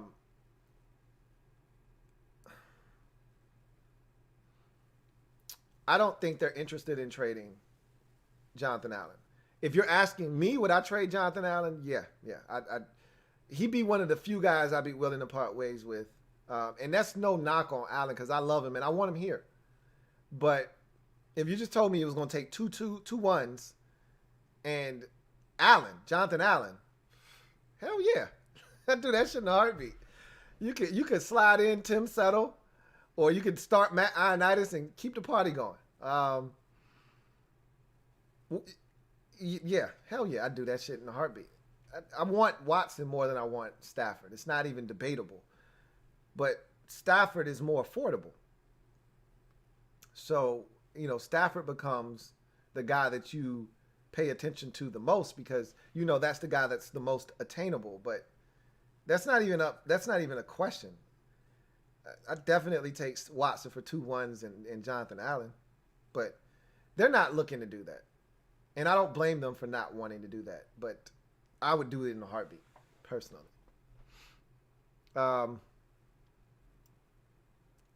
See. Got another super chat here. This next one is from Joe Rockhead J. Thank you for the super chat, Joe Rockhead J. And I want to take the time real quick to have you guys sub up the channel if you haven't already done so. Hit that notification bell so you don't miss a thing, just like tonight, just in case you weren't sure. Hit that notification bell. And also, hit the like button. It's over 400 of you out there. Only 108 likes right now. If you're out there and you haven't hit the like button, please bless your man with a like. But back to Joe Rockhead J's super chat. Thank you once again. Who writes, Heineke, and Allen plus another in case of durability issues will do the trick. Focus on fielding a top 5 O-line, linebacker core, and develop AG, G, and Sims. I don't disagree with that at all. I don't. I'm kind of there with you. The only difference, the one slight amendment that I would make is that plus in case of durability issues, I'd like it to be a young guy. Again, as I mentioned earlier, and I'm fully aware of this. They may not like anybody in this draft that will be available to them. 1st, 2nd, 3rd, 4th, 5th round. They may not like any of these dudes. And if you don't, then your plus in case is probably Steven Montez. He's already there. He already knows the offense. He'll be in year 2 of it. That's your plus in case. So, yeah. I'm with you on that, kind of. Pretty much there. Now, I'm going to talk about some interesting things, a little bit later on as well. JP, my man John Perez, thank you for the super chat. Greatly appreciate you, JP. Double up. Thank you for doubling up, JP. Who writes, would you be open to trading up for a quarterback if we don't get our hands on Stafford? If so, I want it to be Trey Lance. Yeah, I would be open to that. Absolutely. Again, I want them to get the guy that they want. That's what I want. Personally, I don't think Trey Lance fits what they want to do. watching him on tape, and he's one of the few quarterbacks that I have already watched, but I'm going to go back and watch him some more. I'm going to deep dive a little bit more into him, but I pretty much know what he is as a quarterback already. I did a video on Trey Lance way earlier in the season. I think it was even before the season started, as a matter of fact. It might have been in the offseason. So I think I know what Trey Lance is as a quarterback. However, I wouldn't be opposed to them trading up and getting, even if it's, I'm not a Justin Fields guy, you know that. But even if that's who they pegged as their guy and they love him and they think he could be a dynamic player in their offense, cool. I'll be all for it. Go and get your guy. You know? That's how I feel. I'm open to just about anything. Just about anything in the draft. You know? I feel like it's hard for us to go wrong. If we went offensive line, I wouldn't be ecstatic, but okay. I don't think we necessarily need to do that, but okay, fine. If we went wide receiver and we didn't do anything in free agency and we went wide receiver, okay, yeah, cool. I'm all for it. If we went tight end there at 19, and obviously it may not be Kyle Pitts, but you know they identify Pat Freiermuth as the guy that they really like and think this guy is a game changer, or they look at Brevin Jordan and say, hey, this is the kind of guy we need at tight end. And they decide, well, I'm going to pull the trigger at 19. What the hell? Not going to be there at 51. I'm pulling the trigger now at 19. Okay, maybe I wouldn't have done it, but fine. Okay, cool. I'm down. They pulled the trigger on Xavier Collins. Okay. Got your backer. Let's roll. Like, they take a corner there. Okay, let's do it. Like, I feel like, and I know this sounds crazy, but after watching this team last year, we have some glaring needs, but that's not what the draft is about. It's not about filling glaring needs right away. You have 7 rounds to do that. You don't have to do that in the first round. So I want you to take the best player available or the guy that you think fits what you're trying to do best. Those two things may not coincide, but if this guy fits your team better and somebody else has him on their board at 33 and you got him on your board at 17, and so at 19 you feel like you're getting a steal, take him. Take him. He may not fit what they want to do at 33 as the 33rd best player on their board, but he fits what we want to do as the 17th best player on our board. Take him. I think we're in a position where we don't have to draft any particular position. We just got to draft the best player available. We haven't been able to say that very often in Washington over the last decade.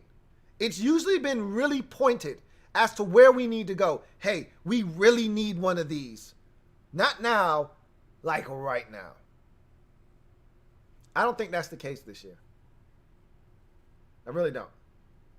So, I'm all about drafting the best player available. So, if the best player available is a quarterback and they're like, we got to go up to 13 to go get him, go get him. You know, if they think the best player available is a quarterback and they got to get in front of Carolina and the Lions are willing to move back because in a deal for Stafford, they got Teddy Bridgewater, or not Teddy Bridgewater, because that would mean that Carolina got Watson and they're not looking to draft the quarterback, so you wouldn't have to get in front of Carolina. Let's say you got to get in front of Detroit. They traded away Stafford and they didn't get their guy. They didn't get a quarterback. And so you got to go all the way up to 5 to get in front of Detroit. Or excuse me, go all the way up to 6 to get in front of Detroit. And that's supposed to be 6 is supposed to be a hot spot for trading this year, to get in front of both Carolina and Detroit. So you got to go from 19 to 6 to get your guy. Okay. It's going to cost you a pretty penny. You trade up into the top 10, it's going to cost you. So we'll see. I'm open to all of it. Got another super chat. This one is from Bloodshot Sports. Double up. Thank you for doubling up, Bloodshot Sports. Greatly appreciate you. Bloodshot Sports writes, hey, Lou. I wouldn't mind having Sam Darnold. What do you think? If not, I'd rather keep Kyle and Taylor and groom a rookie. I've already talked about this, but I'll state it again. Sam Darnold is a one-year rental, and you get 1 year to figure out if this is the guy you want long-term or not. Personally, I'm not a Sam Darnold fan. I wasn't one coming out of USC. I'm not one now. Doesn't mean he can't play, and if Washington decided to go in that direction, I won't sit here and act as if I would be elated by the move, but I wouldn't hate it. I wouldn't be mad at it, but I wouldn't be glad at it either. But Sam Darnold has some talent. Now, I talked about this last night on the podcast, and I told you I'm going to chop all of that stuff up. But he's got more athleticism than I gave him credit for. He's got an NFL arm. We knew that coming out of SC. Questionable decision-making. He had turnovers at SC. He's had turnovers in the league. We know his confidence can be shaken. He was seeing ghosts. ESPN put the audio out, did a disservice to the young man by putting that audio out for all of us to consume when he was seeing ghosts. They shouldn't have done that. That was wrong. But there's something there to Sam Darnold. I'm good, though. I'm going to pass. But if they decided, hey, we think, we had a high grade on Sam Darnold coming out of SC. We think he's really talented. I'd like to give him a shot. I want to kick those tires. And it only costs you a third-round pick. Okay. Cool. I'm not mad at it. Again, I ain't glad at it. But we got 2 third-round picks. So I wouldn't be mad at it at all. Clumsy Jedi. 26. Double up. Thank you for doubling up. Greatly appreciate you.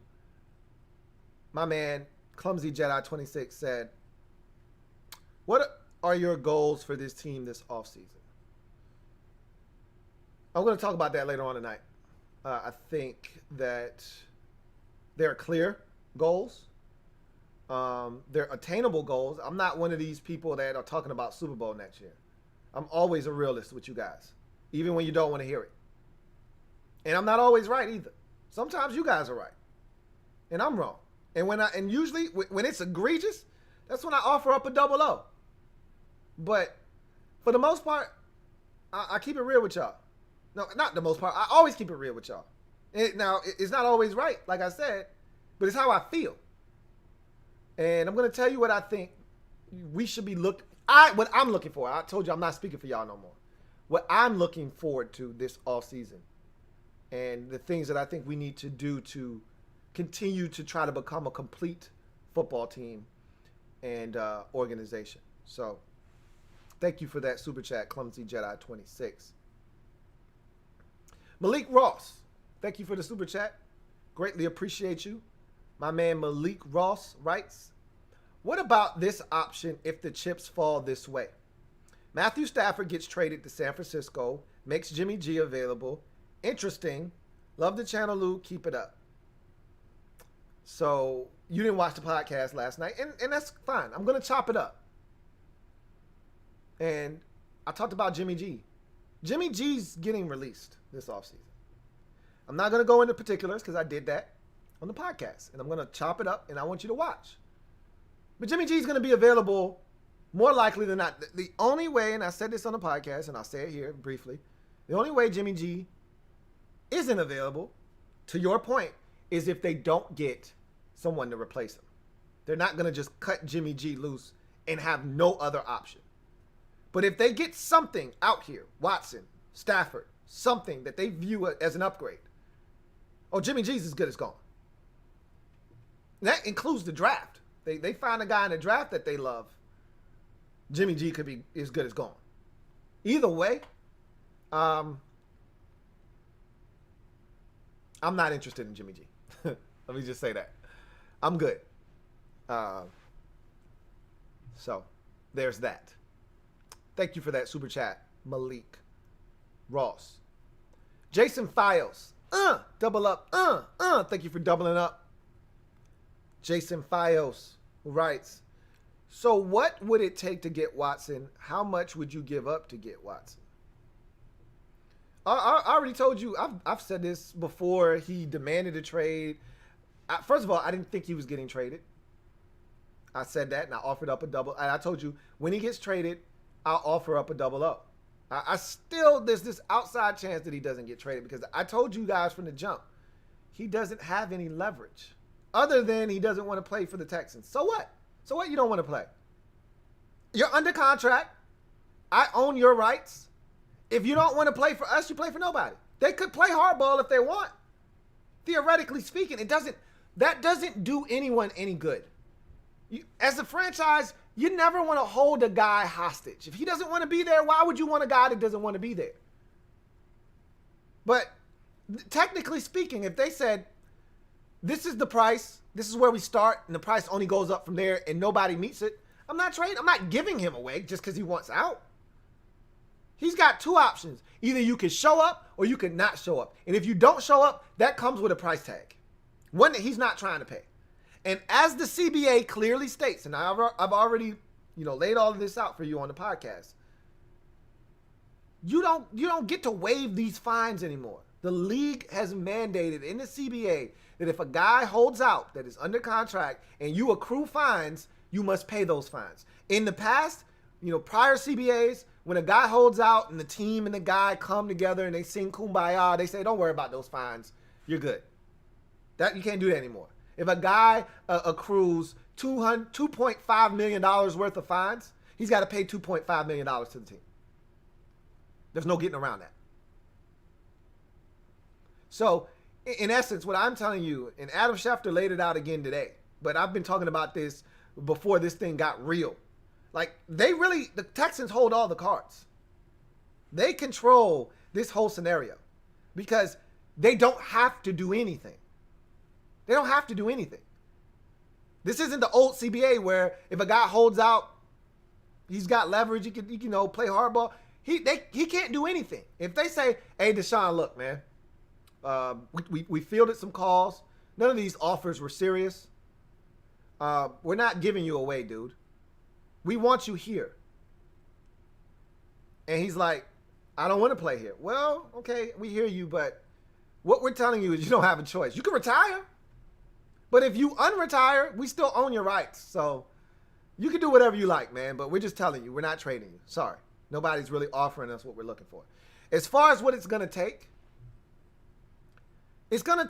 I think if I'm the Texans, it starts at 3 first-round picks. 3 first-round picks is where it starts. It probably ends with me getting one of your star players or young and up-and-coming players that's on a rookie deal. Again, if I'm dealing with Washington, I want 3 first-round picks, and I want Montez Sweat. If I'm dealing with Carolina, I want 3 first-round picks, and I want Brian Burns. And so forth and so forth. If I'm dealing with San Francisco, I want 3 first-round picks, and I want Javon Kinlaw. One of those types of guys. That's how I would operate this thing. They just drafted Brown, or that's Carolina. So yeah, I want Javon Kinlaw. I want that guy. Or and they're not giving up Bosa, but I want Nick Bosa. It's one of those guys. It's something like that. Like, you've got to make it tough on the team. They're not looking to make it easy. I want Nick Bosa coming off of ACL. I want him to pair with J.J. Watt. That's how this thing ends, more likely than not. It starts at 3 first-rounders. Anything less would be uncivilized if you're Houston. Anything less than 3 first-round picks is uncivilized. So I think that's what it's going to take, ultimately. How much would I give up? I'd give up 3 first-round picks. I already stated that. I'm not giving up any young talent. That's where I draw the line. Because, again, essentially, I would treat this like the Robert Griffin III trade. Everybody tried to make it seem like it was 3 first-round picks. Oh, my God, you traded for 3 first-round picks. And it really was 2. Why? Because You used that first pick that you got from the Rams. You just swapped to get Robert Griffin III, and then you gave up 2 additional first-round picks. I would view it in the same way. If I'm getting Deshaun Watson, that's the equivalent of me getting Watson at 19. So I would then view it as, okay, I just gave up 2 first-round picks for Deshaun Watson. Because he's better than anybody I was getting at 19 this year. And I'm reaping the benefits of it right now. So it'd be the 2 first-rounders after that when you really feel it. But if you're winning ball games and you're winning at a high clip, you're not going to be thinking about those first-round picks. You'll be like, man, to hell with them shits. We got Deshaun Watson. So I give up 3 first. I'm not giving up. Where I got to draw the line is I can't let you eat into my young talent. Can't let you do that.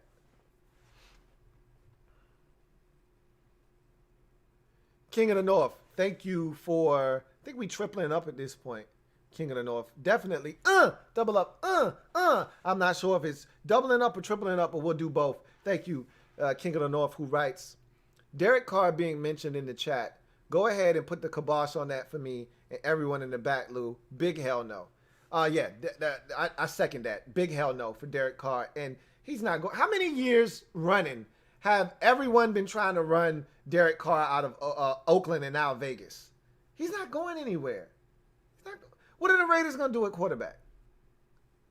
The Raiders were one of the last teams to miss out on the postseason. So they're sitting somewhere around 17 or 18. Gruden doesn't like young quarterbacks. He likes veterans. You think that one game of Marcus Mariota is going to make Gruden all of a sudden decide, I'm good on Derek Carr, I'm going to roll with Marcus Mariota? Hell no. Derek Carr played outstanding for the Raiders last year. He's perfect for John Gruden's system. He's not going anywhere, and you don't want him anyway. Trust me. He'd get here, and you treat him like Kirk Cousins. So just stop.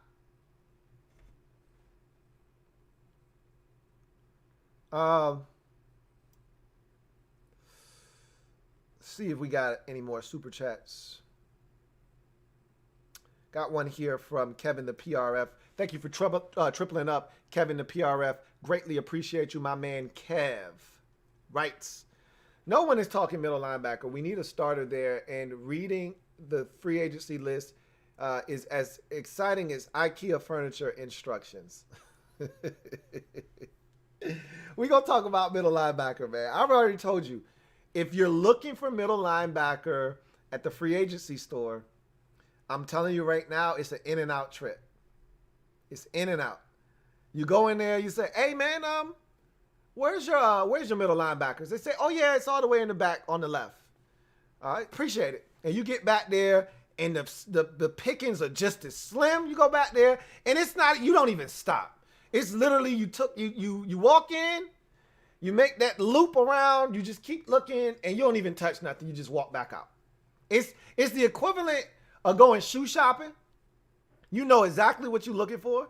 You walk in a store, you go up and down that wall where your size is. You don't see your shoe and you just turn around and you walk right out. You don't ask nobody nothing. You don't touch nothing. You in, you eyeballing all the way up, you eyeball it all the way out, and you out and you on to the next shoe store because you know exactly what you're looking for. It's the same thing with the middle linebacker position this year in free agency. It's like 2 dudes that I'm like, oh, okay, pretty interesting. Everybody else, nah, I'm good.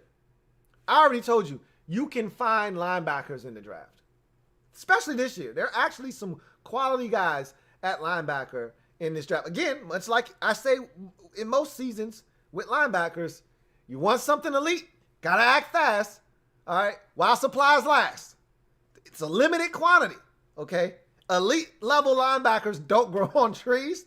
So if you want one of those guys, generally you got to go and get them within the first 2 rounds. Anything after the first 2 rounds, and you can get you a quality, serviceable, linebacker, but it ain't gonna be anything elite. Certain positions, running back is another one. You can find a running back in the 4th, 5th, 6th, 7th round. Hell, undrafted. He ain't gonna be elite, but he can be a really good running back in this league. You want Derrick Henry? 2nd round pick. You want Alvin Kamara? 3rd round pick. You want Dalvin Cook? 2nd round pick. Again, the list goes on and on. You want Aaron Jones? 3rd round pick. You want one of these types of backs? I think Aaron Jones was a 3rd round pick. He might have been a 5th round pick. He's the exception to the rule out of UTEP. I didn't even know how I saw some stuff out of him. I didn't know how good he was going to be at the next level. But there are exceptions to the rule, as I mentioned. But they're rare. You want those types of backs, it's usually third round and up. The Zeke Elliott's, that's a first-round pick. Josh Jacob, first-round pick. Joe Mixon, it was Joe. Joe, I think, was a second-round pick because of his off-the-field issues. Had he not had that, he's a first-round pick all day, twice on Thursday. So, you see where I'm going with this, man. Christian McCaffrey, top 10 pick. You want elite stuff at running back. You want elite stuff at linebacker. You want one of these boys, like the Tampa Bay linebacker. You want one of these Devin Whites. That's a top 10. That's some top 10 stuff. You want Luke Kuechly. That's some top 15 stuff. I think Luke Kuechly was top 10 too. I think he was like 7th or 8th. Whatever the case may be. You want something elite like that? You're gonna have to get it early. Ryan Shazier was one of my favorite linebackers the last, 7 years or so to be drafted. He, to me, was the start of this new wave of linebackers that can just flat out run. Undersized, not Dion Buchanan. He wasn't the mold for me. He was just a guy that was a oversized safety or undersized safety that they kicked down. Shazier was a pure linebacker, but he was undersized, but they didn't give a shit because he was so physical and so fast. That's what you're seeing in the league now. More of those guys coming in that's 230. Used to be unheard of to start a guy 230 inside. Now, when you can run like Shazier or run like Devin White and be just as physical as those guys are. Those are difference makers. You want one of them, you want to draft one in the first round. We'll talk about that more, though. I'm with you. Martin Matthews, my man, double M. Double up. Thank you for doubling up, double M. Greatly appreciate you, my man. Martin Matthews writes, hey, Louie, you know my thinking. Revamp the entire wide receiver group with speed. Question, what do you think about the other Scary Terry from Florida State, I think? And do you think we can get a good linebacker in the later rounds? I don't know about the other Terry that you're speaking of. I'll take a look right now and see if I can find out who you're talking about. Let's see if I can track this guy down. Looking at my Rolodex. Tamorian Terry is who you're talking about. 6'4", 203-pound redshirt junior. He's definitely a late round guy. He's a guy you would take in the 5th, 6th, 7th round or so. As I'm looking at my draft Rolodex here. I don't know about him. I haven't watched him. Florida State has hit. I don't watch Florida State football anymore. They've been awful for the last 3 years now or so. I mean, have we ever seen a program go from the heights and levels at which Florida State was at to where they are now? Like, they're a joke right now as Florida State. I mean, it kind of rivals where Tennessee is as a program. You know, where Tennessee was at the height of their, with T. Martin and Peyton Manning and what they used to be and what they used to represent in the SEC. They're a joke now in the SEC, but, I mean, man, Florida State was a powerhouse. Like a legit top 7 program in the nation for over 3 decades. And now, if I'm a recruit, I ain't even considering Florida State right now. Anyway, I don't know anything about Tamorian Terry. I'm going to have to watch him. But you says, can we get a good linebacker in the later rounds? Yeah, as I mentioned to you already, you can find linebackers in the later rounds. It's not a problem. It's, can you find an elite linebacker in the later rounds? The answer usually is no. Again, elite linebacker. So generally, this from what I've seen in the draft, from me covering the draft for close to a decade now and following it as closely as I do. The later you get into the draft, the slower the linebackers get. You might get a guy that's cerebral. He's a tackling machine. Over the last 2 years, guys totaled, 317 tackles in the last 2 seasons. Like, he's a machine. That's what you get in the 5th, 6th round, 7th round. Tackling machines. Guys that were unblockable in college.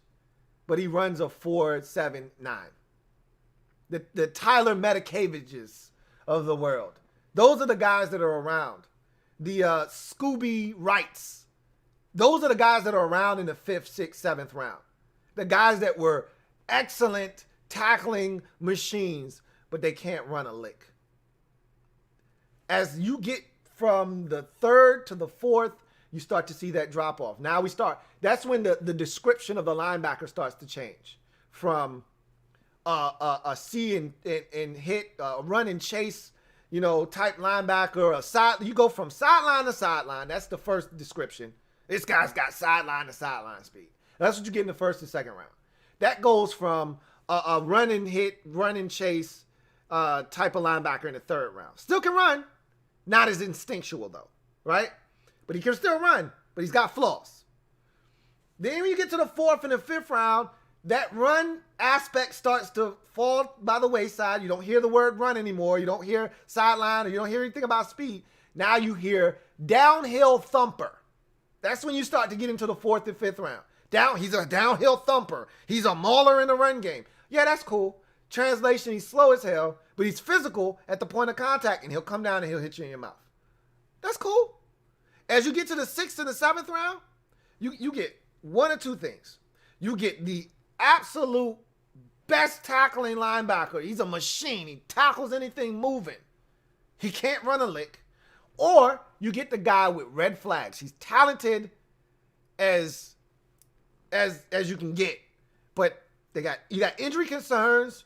You got off the field issues. You got love of the game issues, or you got a guy that just changed the position from a small school. So you might unearth a gem in the 6th or the 7th round from a small school guy that went to the University of Northern Iowa, and he just changed positions from safety to backer, or he just changed from tight end to linebacker last year, and this is his 1st year, and he put on some tape, and you're like, oh, okay, that's interesting. But he's a project. More likely than not, you're not going to find anything elite in the draft. So as you move further back in the draft, that's how the description changes at linebacker. So, thinking you're going to find, okay, let me put it to you this way. John Bostic is a 4th, 5th round type of linebacker. He's on the fringe of a 3rd round. He's more of a 4th round linebacker because he can run. John Bostic is not slow. He's just not instinctual. So, put it this way. If you draft a linebacker anywhere in the 4th round or later, you're not upgrading over John Bostic, more likely than not. Cole Holcomb is, again, there are exceptions to the rule. We got Cole Holcomb in the 5th round. Cole Holcomb can run. The knock on Cole Holcomb is he was like 230 pounds soaking wet. He could run, but he was light, and you weren't sure if he could get off of blocks. Well, Cole Holcomb is one of the guys that defied the odds. Smaller guy, showed what he could do, and we're benefiting from that right now. But those guys are rare. Those guys are rare. So, I don't think we'll find a gem, especially middle linebackers. Like, you could find a gem at outside linebacker in the 5th, round, 4th round. You can find those because you can find guys that can run. Weak side backers, even strong side backers. You can find guys that can run. Middle linebackers are a different breed.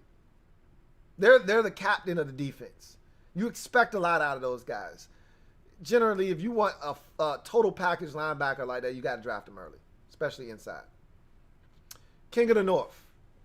We either here, tripling up, or we at 4. Either way, I greatly appreciate you, King of the North, as always, who writes, what I learned watching conference championship games. You need an offense that can score at least 35 when necessary, and a D that is flexible enough to adapt each week. especially smart, adaptable DBs. I think that is a very astute and outstanding observation.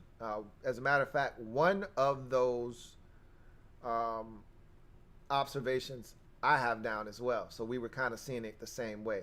But I can tell from talking to you on various occasions that we kind of see things very similarly.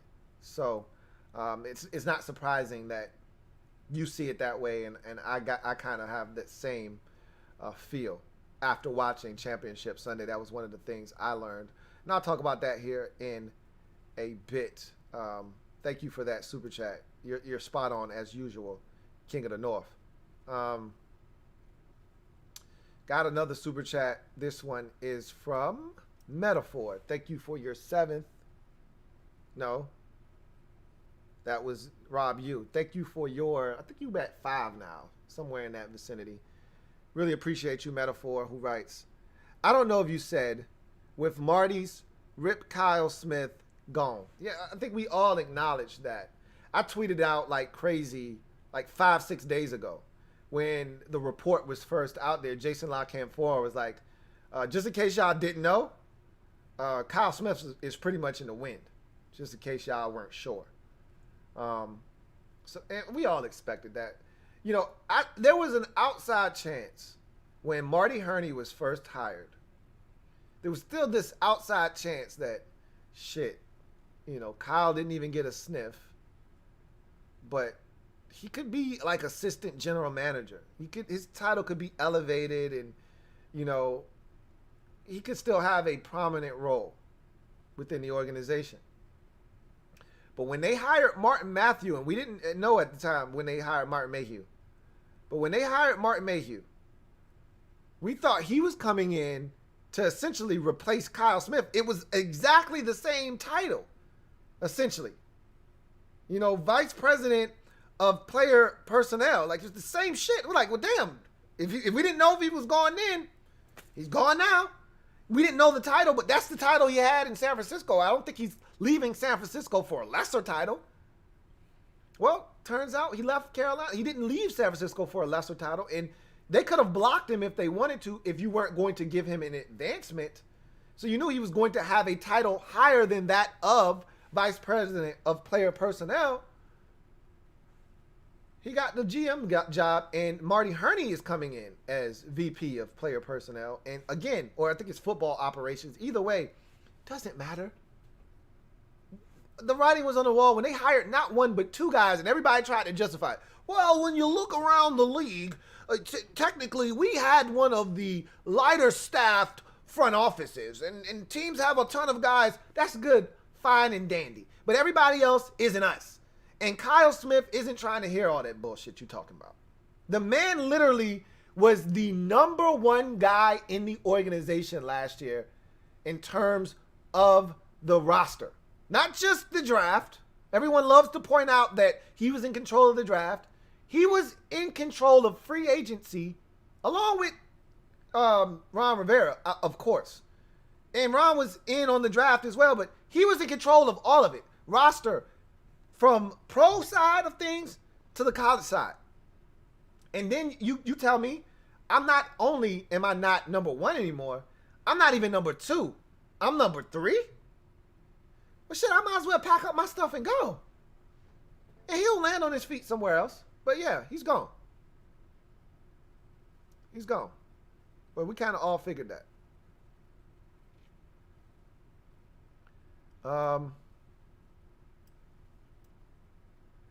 Got another super chat. This one is from my man Martin Matthews. Double M, thank you for your 4th super chat of the night. I really appreciate you, Double M, as always. My man Double M, Martin Matthews, writes, hey, Louie, tell me if I'm wrong. Aren't we getting Lee Harvey back? Harvey Clemens. Josh Harvey Clemens. Yes. Our other cover linebacker. And what do you hope we do with Fuller at outside corner? Yes. So you're correct on Josh Harvey Clemens coming back. Again, he was a part of the last regime. They did not draft him here. He chose to opt out. I don't know if they frown upon that. That was his right to do that. But, you know, there could be a bit of a grudge held by the staff. Oh, you decided to hold out. So you got a super uphill battle to climb. First and foremost, you weren't here last year. You weren't a part of what we did, number one. Number two, you're a step behind everybody else this year that was here last year because they got a year in the system. You didn't. So a guy like Josh Harvey Clemens, he's definitely on the chopping block. I don't know if he makes this roster or not, but he's going to get a shot. That said, Fuller, they paid him to be a boundary corner. And he had his moments last year where he was really good. Remember, he started off the season with 4 picks. Then he got stuck. There were some rough games in there. The Lions game was rough. The Steelers game was rough. There were some rough moments in there. The Buccaneers playoff game was rough. But Fuller was more good than bad with Fuller last year. So I don't think they're going to do anything drastic with him as far as kicking him inside. Because first of all, we don't have the corners for that. Fat Moreau is a free agent. He'll be gone. We still don't know the status of Ronald Darby, whether he'll be back or not. Even if Darby is back, I still think we need another corner.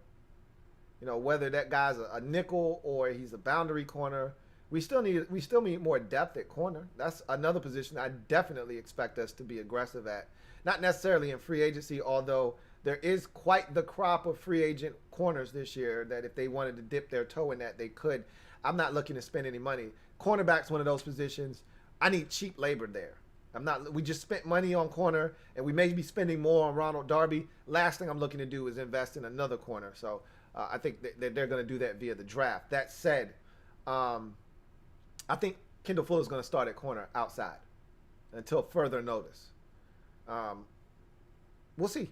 If they draft a guy that they love and they want to get him on the field and they think he's a boundary, could they, on third downs in obvious passing situations, could they move Fuller inside? Or as we saw last year, they tried to move Fuller to safety at times and it always backfired. Could they do that? Maybe. Yeah, you never know. They could, for all we know, draft a corner, re-sign Darby, and decide Fuller's our new free safety. Maybe that's the move. Right now, I'm looking at Fuller as our starting. If you're lining up from the defensive perspective, he's our starting right side cornerback. And I don't see that changing.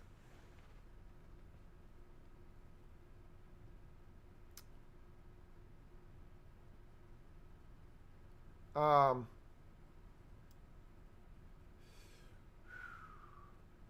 right. So that's the last super chat. So now what I want to do is I want to get into my 3 questions, my 3 burning off-season questions that I posed to you guys on Wednesday.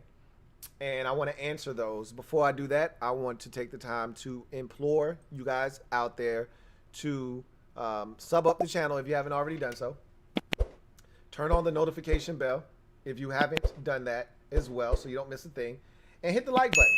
Again, over 400 of you out there, only 169 likes. So if you haven't hit the like button, please do so.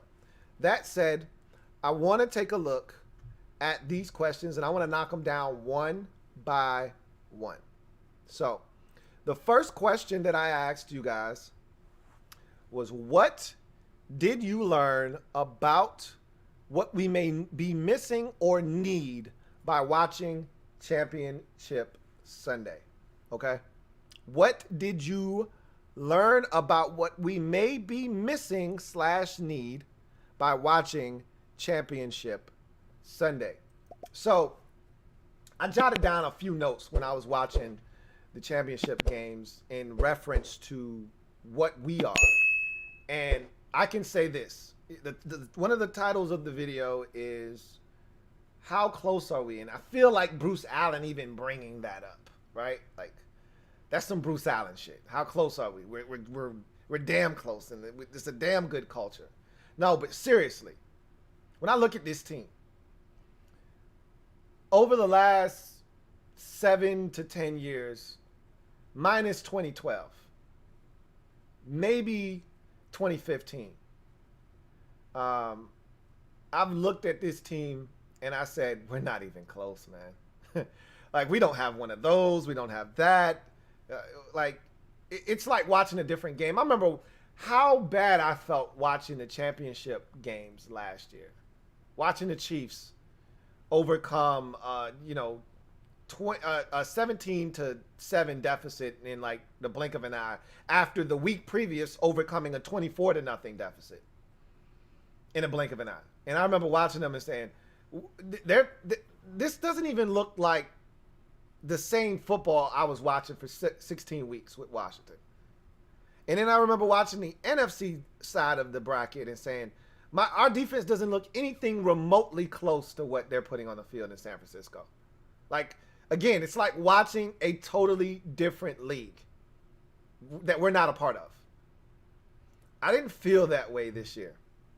I feel like we're a lot closer now. We got a long way to go. Don't get me wrong. But I looked at Championship Sunday and I'm like, we can do that. We got the guys. Here's what I came away with. Here were my 3 biggest takeaways from Championship Sunday as it pertains to us. Number 1, in order to win on Championship Sunday or to even be in that spot, you got to have top-notch coaching. And I looked at those games and I thought both losers in those games and teams were hurt by poor coaching decisions. In the first game, we saw the Green Bay Packers elect to not be aggressive before halftime. When we watched them the week previous against the Rams, with 29 seconds, race down the field and get into field goal range and attack the end zone. Probably should have been picked off twice against the Rams. They dropped both of them. Doesn't matter. He was attacking the end zone with 29 seconds left. From his own 25, they got down there and got in a position to throw at the end zone twice before settling for a field goal. With 29 seconds. With over 2 minutes to go, we watched them get a first down, and not just any first down, a big chunk, out past the 35-yard line, and watch them sit on the ball and eat clock as to not give it back to Brady because they were scared. The same team that we just watched race down the field. They bitched up. Poor coaching. Be you. Don't worry about them. Let the losers worry about losing. Find a way to get it done. It's what you've done all year. Is be aggressive before the half. Show me. Don't talk about it. Be about it. They got scared. He bitched up.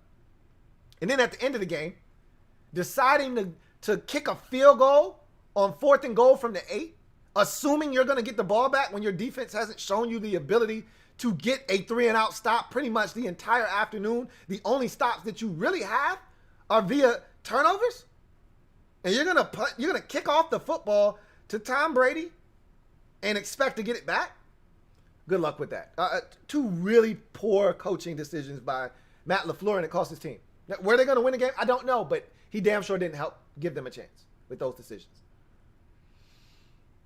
In the nightcap, I thought that the Bills as a complete team were overwhelmed by the moment that was the AFC Championship game. From their quarterback to their offensive play caller, who I thought was terrible the week before versus Baltimore, and Brian Daboll. I thought he was equally as terrible in this game versus the Chiefs, that they just came after him with non-stop pressure. And Daboll never tried to slow it down. Continued to go empty sets and allowed the Chiefs to tee off on Josh Allen, and he never gave him help with a screen or a quarterback draw. They didn't use Allen correctly in the red zone. I thought the red zone play calls were just abysmal when you got a guy with Allen with legs, and they didn't use him as a part of the play. But that being said, we got a guy in Scott Turner that can be equally as ignorant as Brian Daboll was in the divisional round against Baltimore. They ran 23 offensive snaps straight to start the game before they called a run. I didn't stutter. we've seen at times, and I'm really just particularly talking about the Carolina game with Scott Turner, where he should have run the ball. No excuses. Don't talk to me about being down big early and having to get away. We were gashing them in the run game.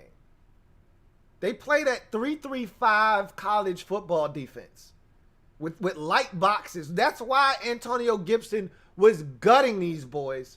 And you just stop running the ball. Why?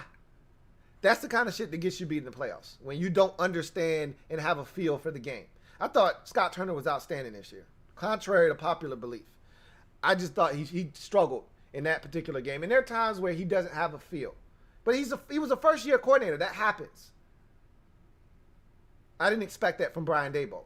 But Leslie Frazier, it's the Chiefs. I'm not going to kill Leslie Frazier for being off balance. The Chiefs offensively, they do that to everybody. That said, I thought the head coach, and that's the guy that really has to set the tone, I thought he just was really, really in over his head. Like, he could tell he just was struggling with the moment. Similar to the Packers, you got a situation where you need to be aggressive. You know who you're playing against. He didn't. He wasn't aggressive. 4th and goal from the 2. Before half in a game that you were up 9-0. And now it's 21-9. They've scored 21 unanswered points all in the second quarter. And they get the football to start the second half, and you haven't been able to stop them. And on 4th and goal from the 2, you're going to kick a field goal? Seriously? We're going to kick a 20-yard field goal? Oh, okay. So you're going to beat the Chiefs with field goals. You're going to field goal them to death. Huh. Interesting. Okay. Bad decision. Bad decision. And then at the end of the game, you're down 3 scores. You're down 23 points. You got a chance to cut the lead to 16 with an extra point. You score a touchdown. You cut the deficit to 17, which is still 3 scores. But you kick the extra point, and it's a 2-score game now at 16. This guy decides he's going to go for 2. Now. Why? Where's the psychological sense in that, player? You need to go wash your face and get your mind right if you think that's the right idea. Why are we doing this? They don't get it. They're down 3 scores. They kick an onside kick. They recover the onside kick. And the very next snap, it's a 30-yard completion to Stephon Diggs. They're at the Chiefs' 15-yard line. Just like that. But you're still down 3 scores, so what difference does it make? It's not smart. You got to have coaching. That's the first thing I realized, is that you're coaching, and it's not just the head coach, but above all else, the head coach has to have a great feel for what the hell is going on. Got to know when to go for it on 4th down, when to take the points. Got to know when to go for it, 2-point conversion, when to kick the extra point. Got to know when to throw the challenge flag, when to burn a timeout, when not to burn a timeout. These are all important things. Second thing that I realized was your best players got to step up if you want to make it to championship weekend. You can't have your best players going AWOL, or you won't win. I watched the Bills, and again, this is their first time there. They're a young team. They were in over their heads. But Josh Allen didn't have a great game. He should have thrown 4 interceptions in the game. He threw 1. Stephon Diggs, until the end of that game, non-factor. Non-factor. You need your best players to show up if you're going to have any chance. With the Green Bay Packers, Devontae Adams had been a stud all season long and a non-factor really in the game against Tampa Bay. Some of it, not his own fault. Rodgers wasn't looking his way when he was open. But at the end of the day, Rodgers threw him a back shoulder, fade. Should have been a touchdown. It wasn't a great ball necessarily, but I've seen him catch it 1,000 times.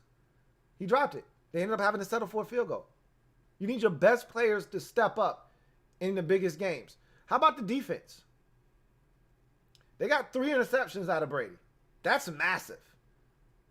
But they didn't harass Brady up front the way that I thought they were going to be able to harass Brady. I thought that the Smith brothers would get some pressure. I thought Kenny Clark, who did get a sack and did have some pressure, I thought he was going to be a little bit more dominant. And they weren't. They had to blitz to get to Brady. And when they did, they were effective, and they had Brady throwing the ball up for grabs. But you need your best players to step up. How about the Chiefs, man? There's no bigger example of this than the Chiefs. How about Chris Jones, for starters, on defense, at defensive tackle? He was a one-man wrecking crew against Josh Allen and the Buffalo Bills. You need interior pressure when you're going up against a potent passer like Josh Allen, and Chris Jones was consistently in the backfield. When the playoffs come, Chris Jones steps up. Tyrann Mathieu is a problem in that secondary. When big plays need to be made, whether you're blitzing him or he's picking a pass off, he knows how to find the football. He had a pick against the Browns. He was around the football a ton against the Bills. He's a problem. Your best players need to step up and play in the best games. And don't get me started on the offense. Mahomes, Hill, Kelsey. Was that fun to watch or what? Both of those guys well over 100 yards receiving. It was dumb. They had no answers, and they weren't even close. Your best players got to step up and make plays. And, for the Bucs, they did that. You talk about Brady should have thrown 4 interceptions. He threw 3, missed some throws, whatever. The guys dropped passes. Brady was good in that game. Mike Evans, yeah, he had a drop. He was good in the game, though. Chris Godwin, yep, he had a drop. He was good in the game, though. There were some drops out there. I'm not denying that. But the guys, they stepped up. They made plays.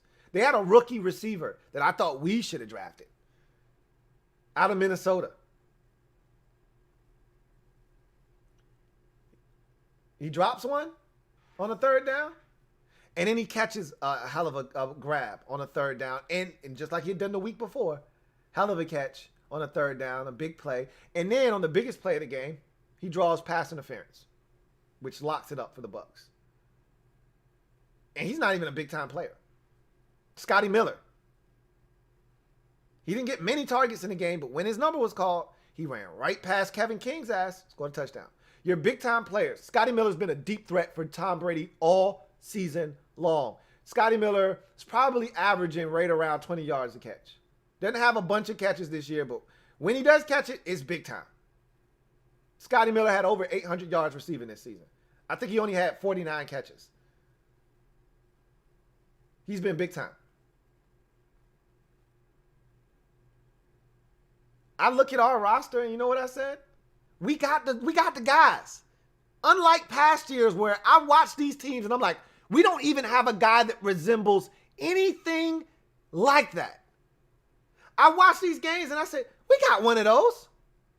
He didn't step up in the playoff game, but we got one of those. I'm saying, how do you slow down Rodgers and Brady and Mahomes and Allen? You need a Chase Young, a Montez Sweat, a Daron Payne, and a Jonathan Allen. We got those. They weren't ready for playoff ball yet. They weren't ready. But give them a year or two. Some more playoff experience. We got what we need. I looked at the offensive side of football, and I looked at, Mike Evans, and I looked at Tyreek Hill, and I looked at Devontae Adams. I said, we got one of those. We got one of those. He was all kinds of banged up in the playoff game, and I thought he should have got more targets. He was open. But I was like, we got one of those. That was just his first playoff game. And so I looked around and said, we may not have the guys ready to step up now because they're young.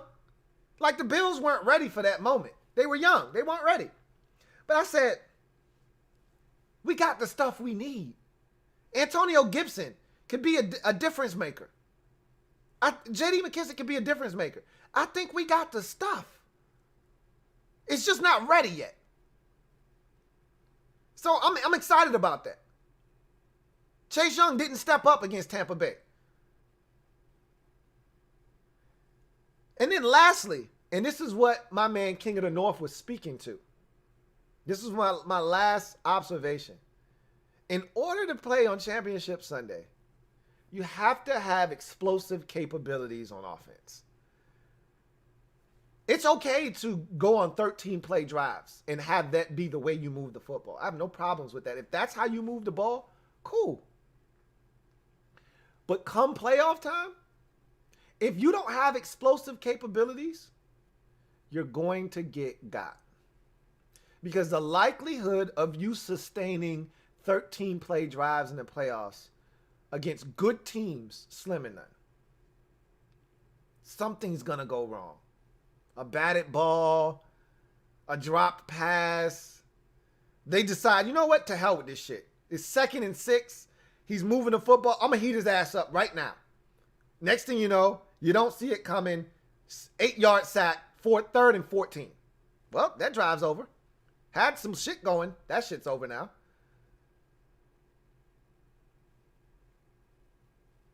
Our problem this year, my biggest gripe with us offensively, we lacked explosiveness. I could probably count on one hand the amount of explosive touchdown plays we had. We had some explosive plays over 40 yards. You know, Gibson had a couple of them. A catch and run versus the Ravens. He had a run against Dallas. Neither one of those resulted in touchdowns. I'm talking about explosive touchdowns, 40 yards or more. That's what the elite offense, that's the elite teams do. I probably could think of all of them. You got Terry against Dallas the first time. You got Terry against the Giants the second time. Can you think of another explosive play over 40 yards for a touchdown for this offense? I damn sure can't. There weren't many of them. Maybe J.D. McKissick against the Panthers. I don't know if that was quite 40. That might have been like 35. Maybe it was 40. J.D. caught it from Taylor Heineke late in that ball game. You got any more? Because I don't think we had any more explosive touchdowns. Everything, we didn't have any explosive touchdown runs. That's for damn sure. We had some big runs, but they didn't result in touchdowns.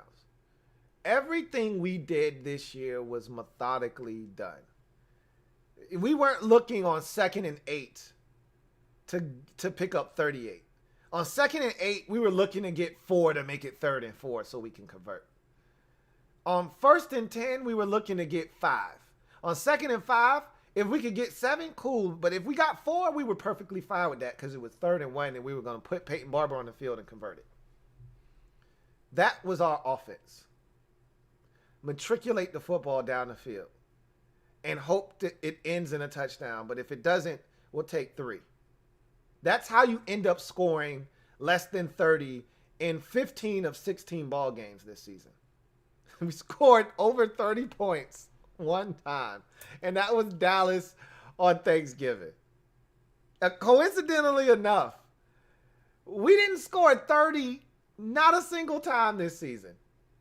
We scored 41 once, and we never scored 30 points this year. I can't remember the last time an NFL team has done that, where you skip over 30 and get a 40 burger, but you never hit 30 once in a season. We didn't score 30 points in any game this season. That's hard to do, man. But when you move the football the way that we did, at a snail's pace, which was fine, again, it worked. But one thing just had to go wrong. One thing had to go wrong, and it could derail the drive. Now, unlike 2 years ago, when if we got into 3rd and 9 or 3rd and 12, the drive was over, we could convert 3rd and long. We didn't have a problem doing that this year. We were actually pretty damn good at 3rd and long.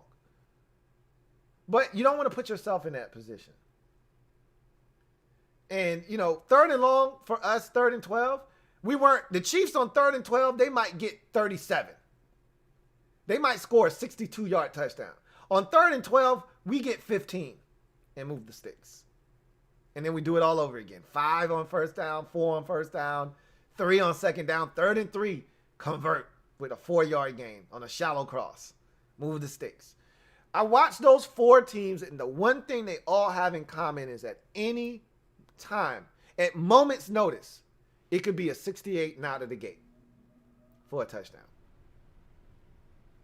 Right before halftime, we're all thinking, got to protect the sidelines. Don't want to give up an 8-yard completion. Brady's like, to hell with that. I'm going Scotty Miller over the top, son. Well, shit. That's what explosive offenses can do.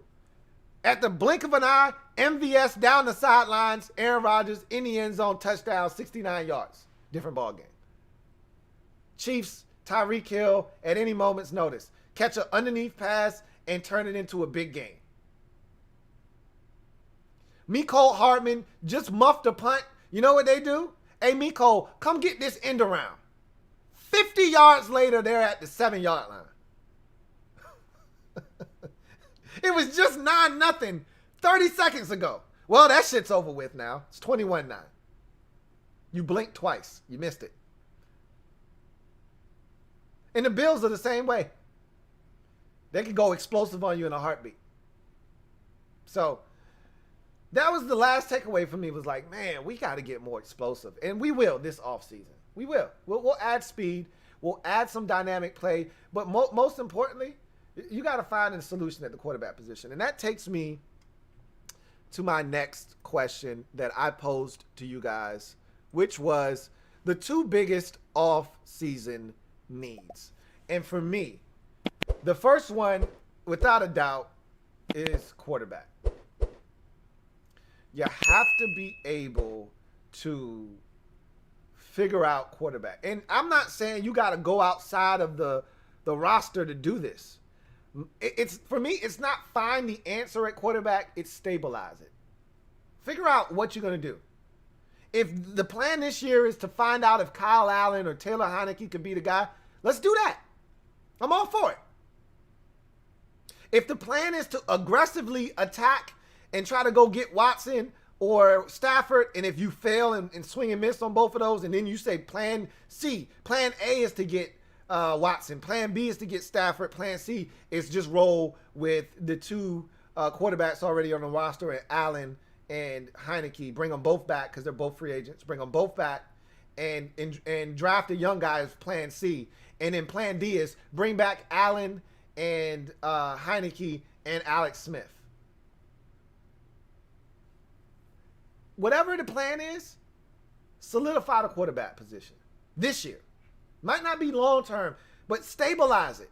Have a plan, roll with that plan. If it's, hey, we're going to have a quarterback competition between Kyle Allen and Taylor Heineke, may the best man win. Okay, I'm down for that.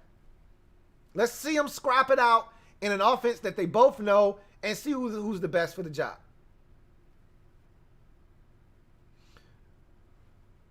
If the answer is, hey, let's go get Matthew Stafford, let's go get Matthew. If mama named him Matthew, I'm going to call him Matthew. If it's go get Matthew Stafford, go get Matthew Stafford then. But you got to figure out, if the plan is to go get a young quarterback and develop him, do that. But we got to figure it out. We can't be playing musical chairs at the quarterback position next year. We got to make sure that we go in with a solidified plan. That's my number one thing. And then the number 2 is middle linebacker, man. Like, I would love to sit here and talk about receiver and tight end and corner and, you know, it's middle linebacker, man. I'm watching all these teams, and I'm watching linebacker play, and I'm like, this ain't it, man.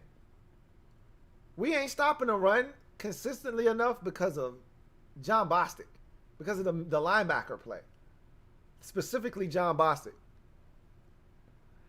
And the game is changing, man. Middle linebackers aren't just there to patrol the middle of the field and, you know, occasionally run with the back out of the backfield or take off sprinting Tampa 2 down the middle of the field. Devin White had 9 sacks this season. Let me repeat that again. Devin White had over 140 tackles and 9 sacks this year. The game is changing at linebacker, man. I want one of them. I don't want just any guy. I want a difference maker. Do you know that John Bostic played in 92.4% of the snaps this year? That was up from 91.1% last year. The year before that, I should say. 92.4% of the snaps, this man is on the field. So even when we go to nickel sub packages, he's still on the field. In Jack Del Rio's scheme, when we're in our base, obviously he's on the field. But even when we go to subs, 2 linebackers on the field, 5 DBs instead of 4, 4 down linemen, he's still on the field. But even when we get more intricate and we go 6 DBs on the field, 4 down linemen, he's still on the damn field. A guy of his caliber or his standing on the team and his importance to our success defensively, he can't be on the field that much. And knowing that that particular position requires that player to be on the field that many times, over 90% of the time, he's pretty much not coming off the field. I need a better player on the field right there. You talking about impact in the game? We always talk about the quarterback and he touches the football on every single snap. Well, outside of secondary players, linebackers don't come off the field on defense. You'll get Chase Young and Montez Sweat and the interior guys rotating in and out. For the most part, your middle linebacker, he don't come off the field. You need a dog at middle linebacker. We don't have that. Our dog don't hunt. Our dog don't hunt. He's fun to go outside and play with. Throw the frisbee out in the backyard, he'll go fetch that. But our dog don't hunt. We need a dog. We need a Cujo.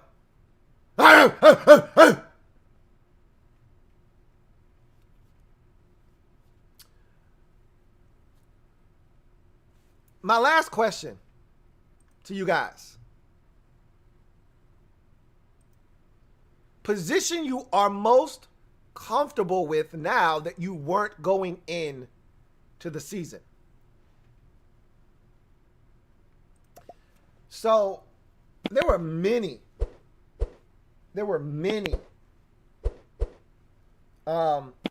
positions that we were worried about going into the season. And among them, for some of you, what did I tell y'all about the offensive line? Told y'all before the season started, we're fine on the offensive line. We're fine. Trust me. And a lot of you are like, oh my God, what are you talking about? Jaron Christian is starting at left tackle. We're starting Wes Martin at left guard. Are you serious? I'm like, we'll be fine. Trust me. Now, I didn't know Wes Martin was going to stink. And I didn't know Wes Schweitzer was going to come in and be the savior. I didn't know that. But I said we were going to be fine. I wasn't worried about the offensive line. Now, if left tackle, and I told you Cornelius Lucas, by all accounts, in Detroit and Chicago, they all loved him as a backup. And I said, I don't know. The reports out of camp aren't good on him right now, but hey, they signed him, and I've heard nothing but good things about Cornelius Lucas. When you need him in a pinch, he's there for you. He was. And I thought Jaron Christian before that wasn't terrible. Neither one of them are overly aggressive in the run game, but they got it done in the pass game for the most part. So I wasn't concerned about offensive line. A lot of you were. And that might be the answer to this question for some of you. For me, however, I was concerned about the secondary. And I told you guys that before the season. Like, oh my God. What the hell are we getting out of Darby? What are we getting out of Troy Apke? What's the depth like at corner? What happens if one of these guys goes down? And remember, we were down before we even knew it. We got slapped in the face with an injury to Kendall Fuller, and he wasn't ready to go. And I'm like, oh my God, what are we going to do? What is Jimmy going to do in the slot? Well, Jimmy was playing out wide early in the season. And I'm like, what are we going to do? At that time, Landon Collins was the least of my worries. He became one of our chief problems after a while. So the secondary was definitely an issue for me going into the season. And I came out of the season like, we might actually have something at safety. If you told me we did absolutely nothing, we just ran it back at safety, I'd be cool with it. Would I like to add some depth at free safety? You're damn right I would. But if you told me right now, we going to roll with Cam Curl and Landon Collins and DeShazer Everett as your three safeties, let's go. Let's ride. I told you, look, Shays is my guy. He showed me something last year. And even when Jeremy Reeves had to come in, it wasn't all bad. He had his moments where you're like, hey, Jeremy, that was bullshit, man. And you know it. But for the most part, Jeremy Reeves didn't wet the bed last year. I was actually impressed at times with Jeremy Reeves. So I go into the season like, hey, Shays is a baller. And he just need more time. The only thing I worry about with Shays is the same thing that happened this past year is he plays a physical brand of ball. Can you stay healthy with his frame playing the brand of ball that he plays? The way he plays the game with a reckless abandon lends itself to him getting injured. So I would like some depth at free safety. I'd like to add another guy. But looking at what we got out of Cam Curl, knowing that Landon Collins is coming back, knowing that I got Shays and I got Jeremy Reeves, I feel good, man. And Apke is a core special teamer, but if you told me, hey, I could find you another one of those dudes that could actually help you on defense, hey, that would complete my safety room. That's the position. The secondary as a whole, if we're going big picture, was the surprise to me. Like the position that I was expecting the least out of, and tight end is a very close second. Remember, I was dogging the tight end position, but I told you I didn't know what we had in Logan Thomas. I had no clue, and I didn't think he was going to do what he did, but I still don't think he's the number one tight end, right? But he was phenomenal this year. He showed me something. The secondary, I had no clue what we were getting. Didn't know if we were going to get a healthy Ronald Darby. Were we going to get the good Ronald Darby that we saw early in his career in Buffalo? Or were we going to get the Ronald Darby that Eagles fans couldn't wait to get rid of? And the one that couldn't stay healthy. I didn't know what Kendall Fuller we were getting back. In Kansas City, they were moving him all over the place. Outside, inside, and safety. I didn't know what to think. Troy Apke, we had no clue what we were getting ourselves into. So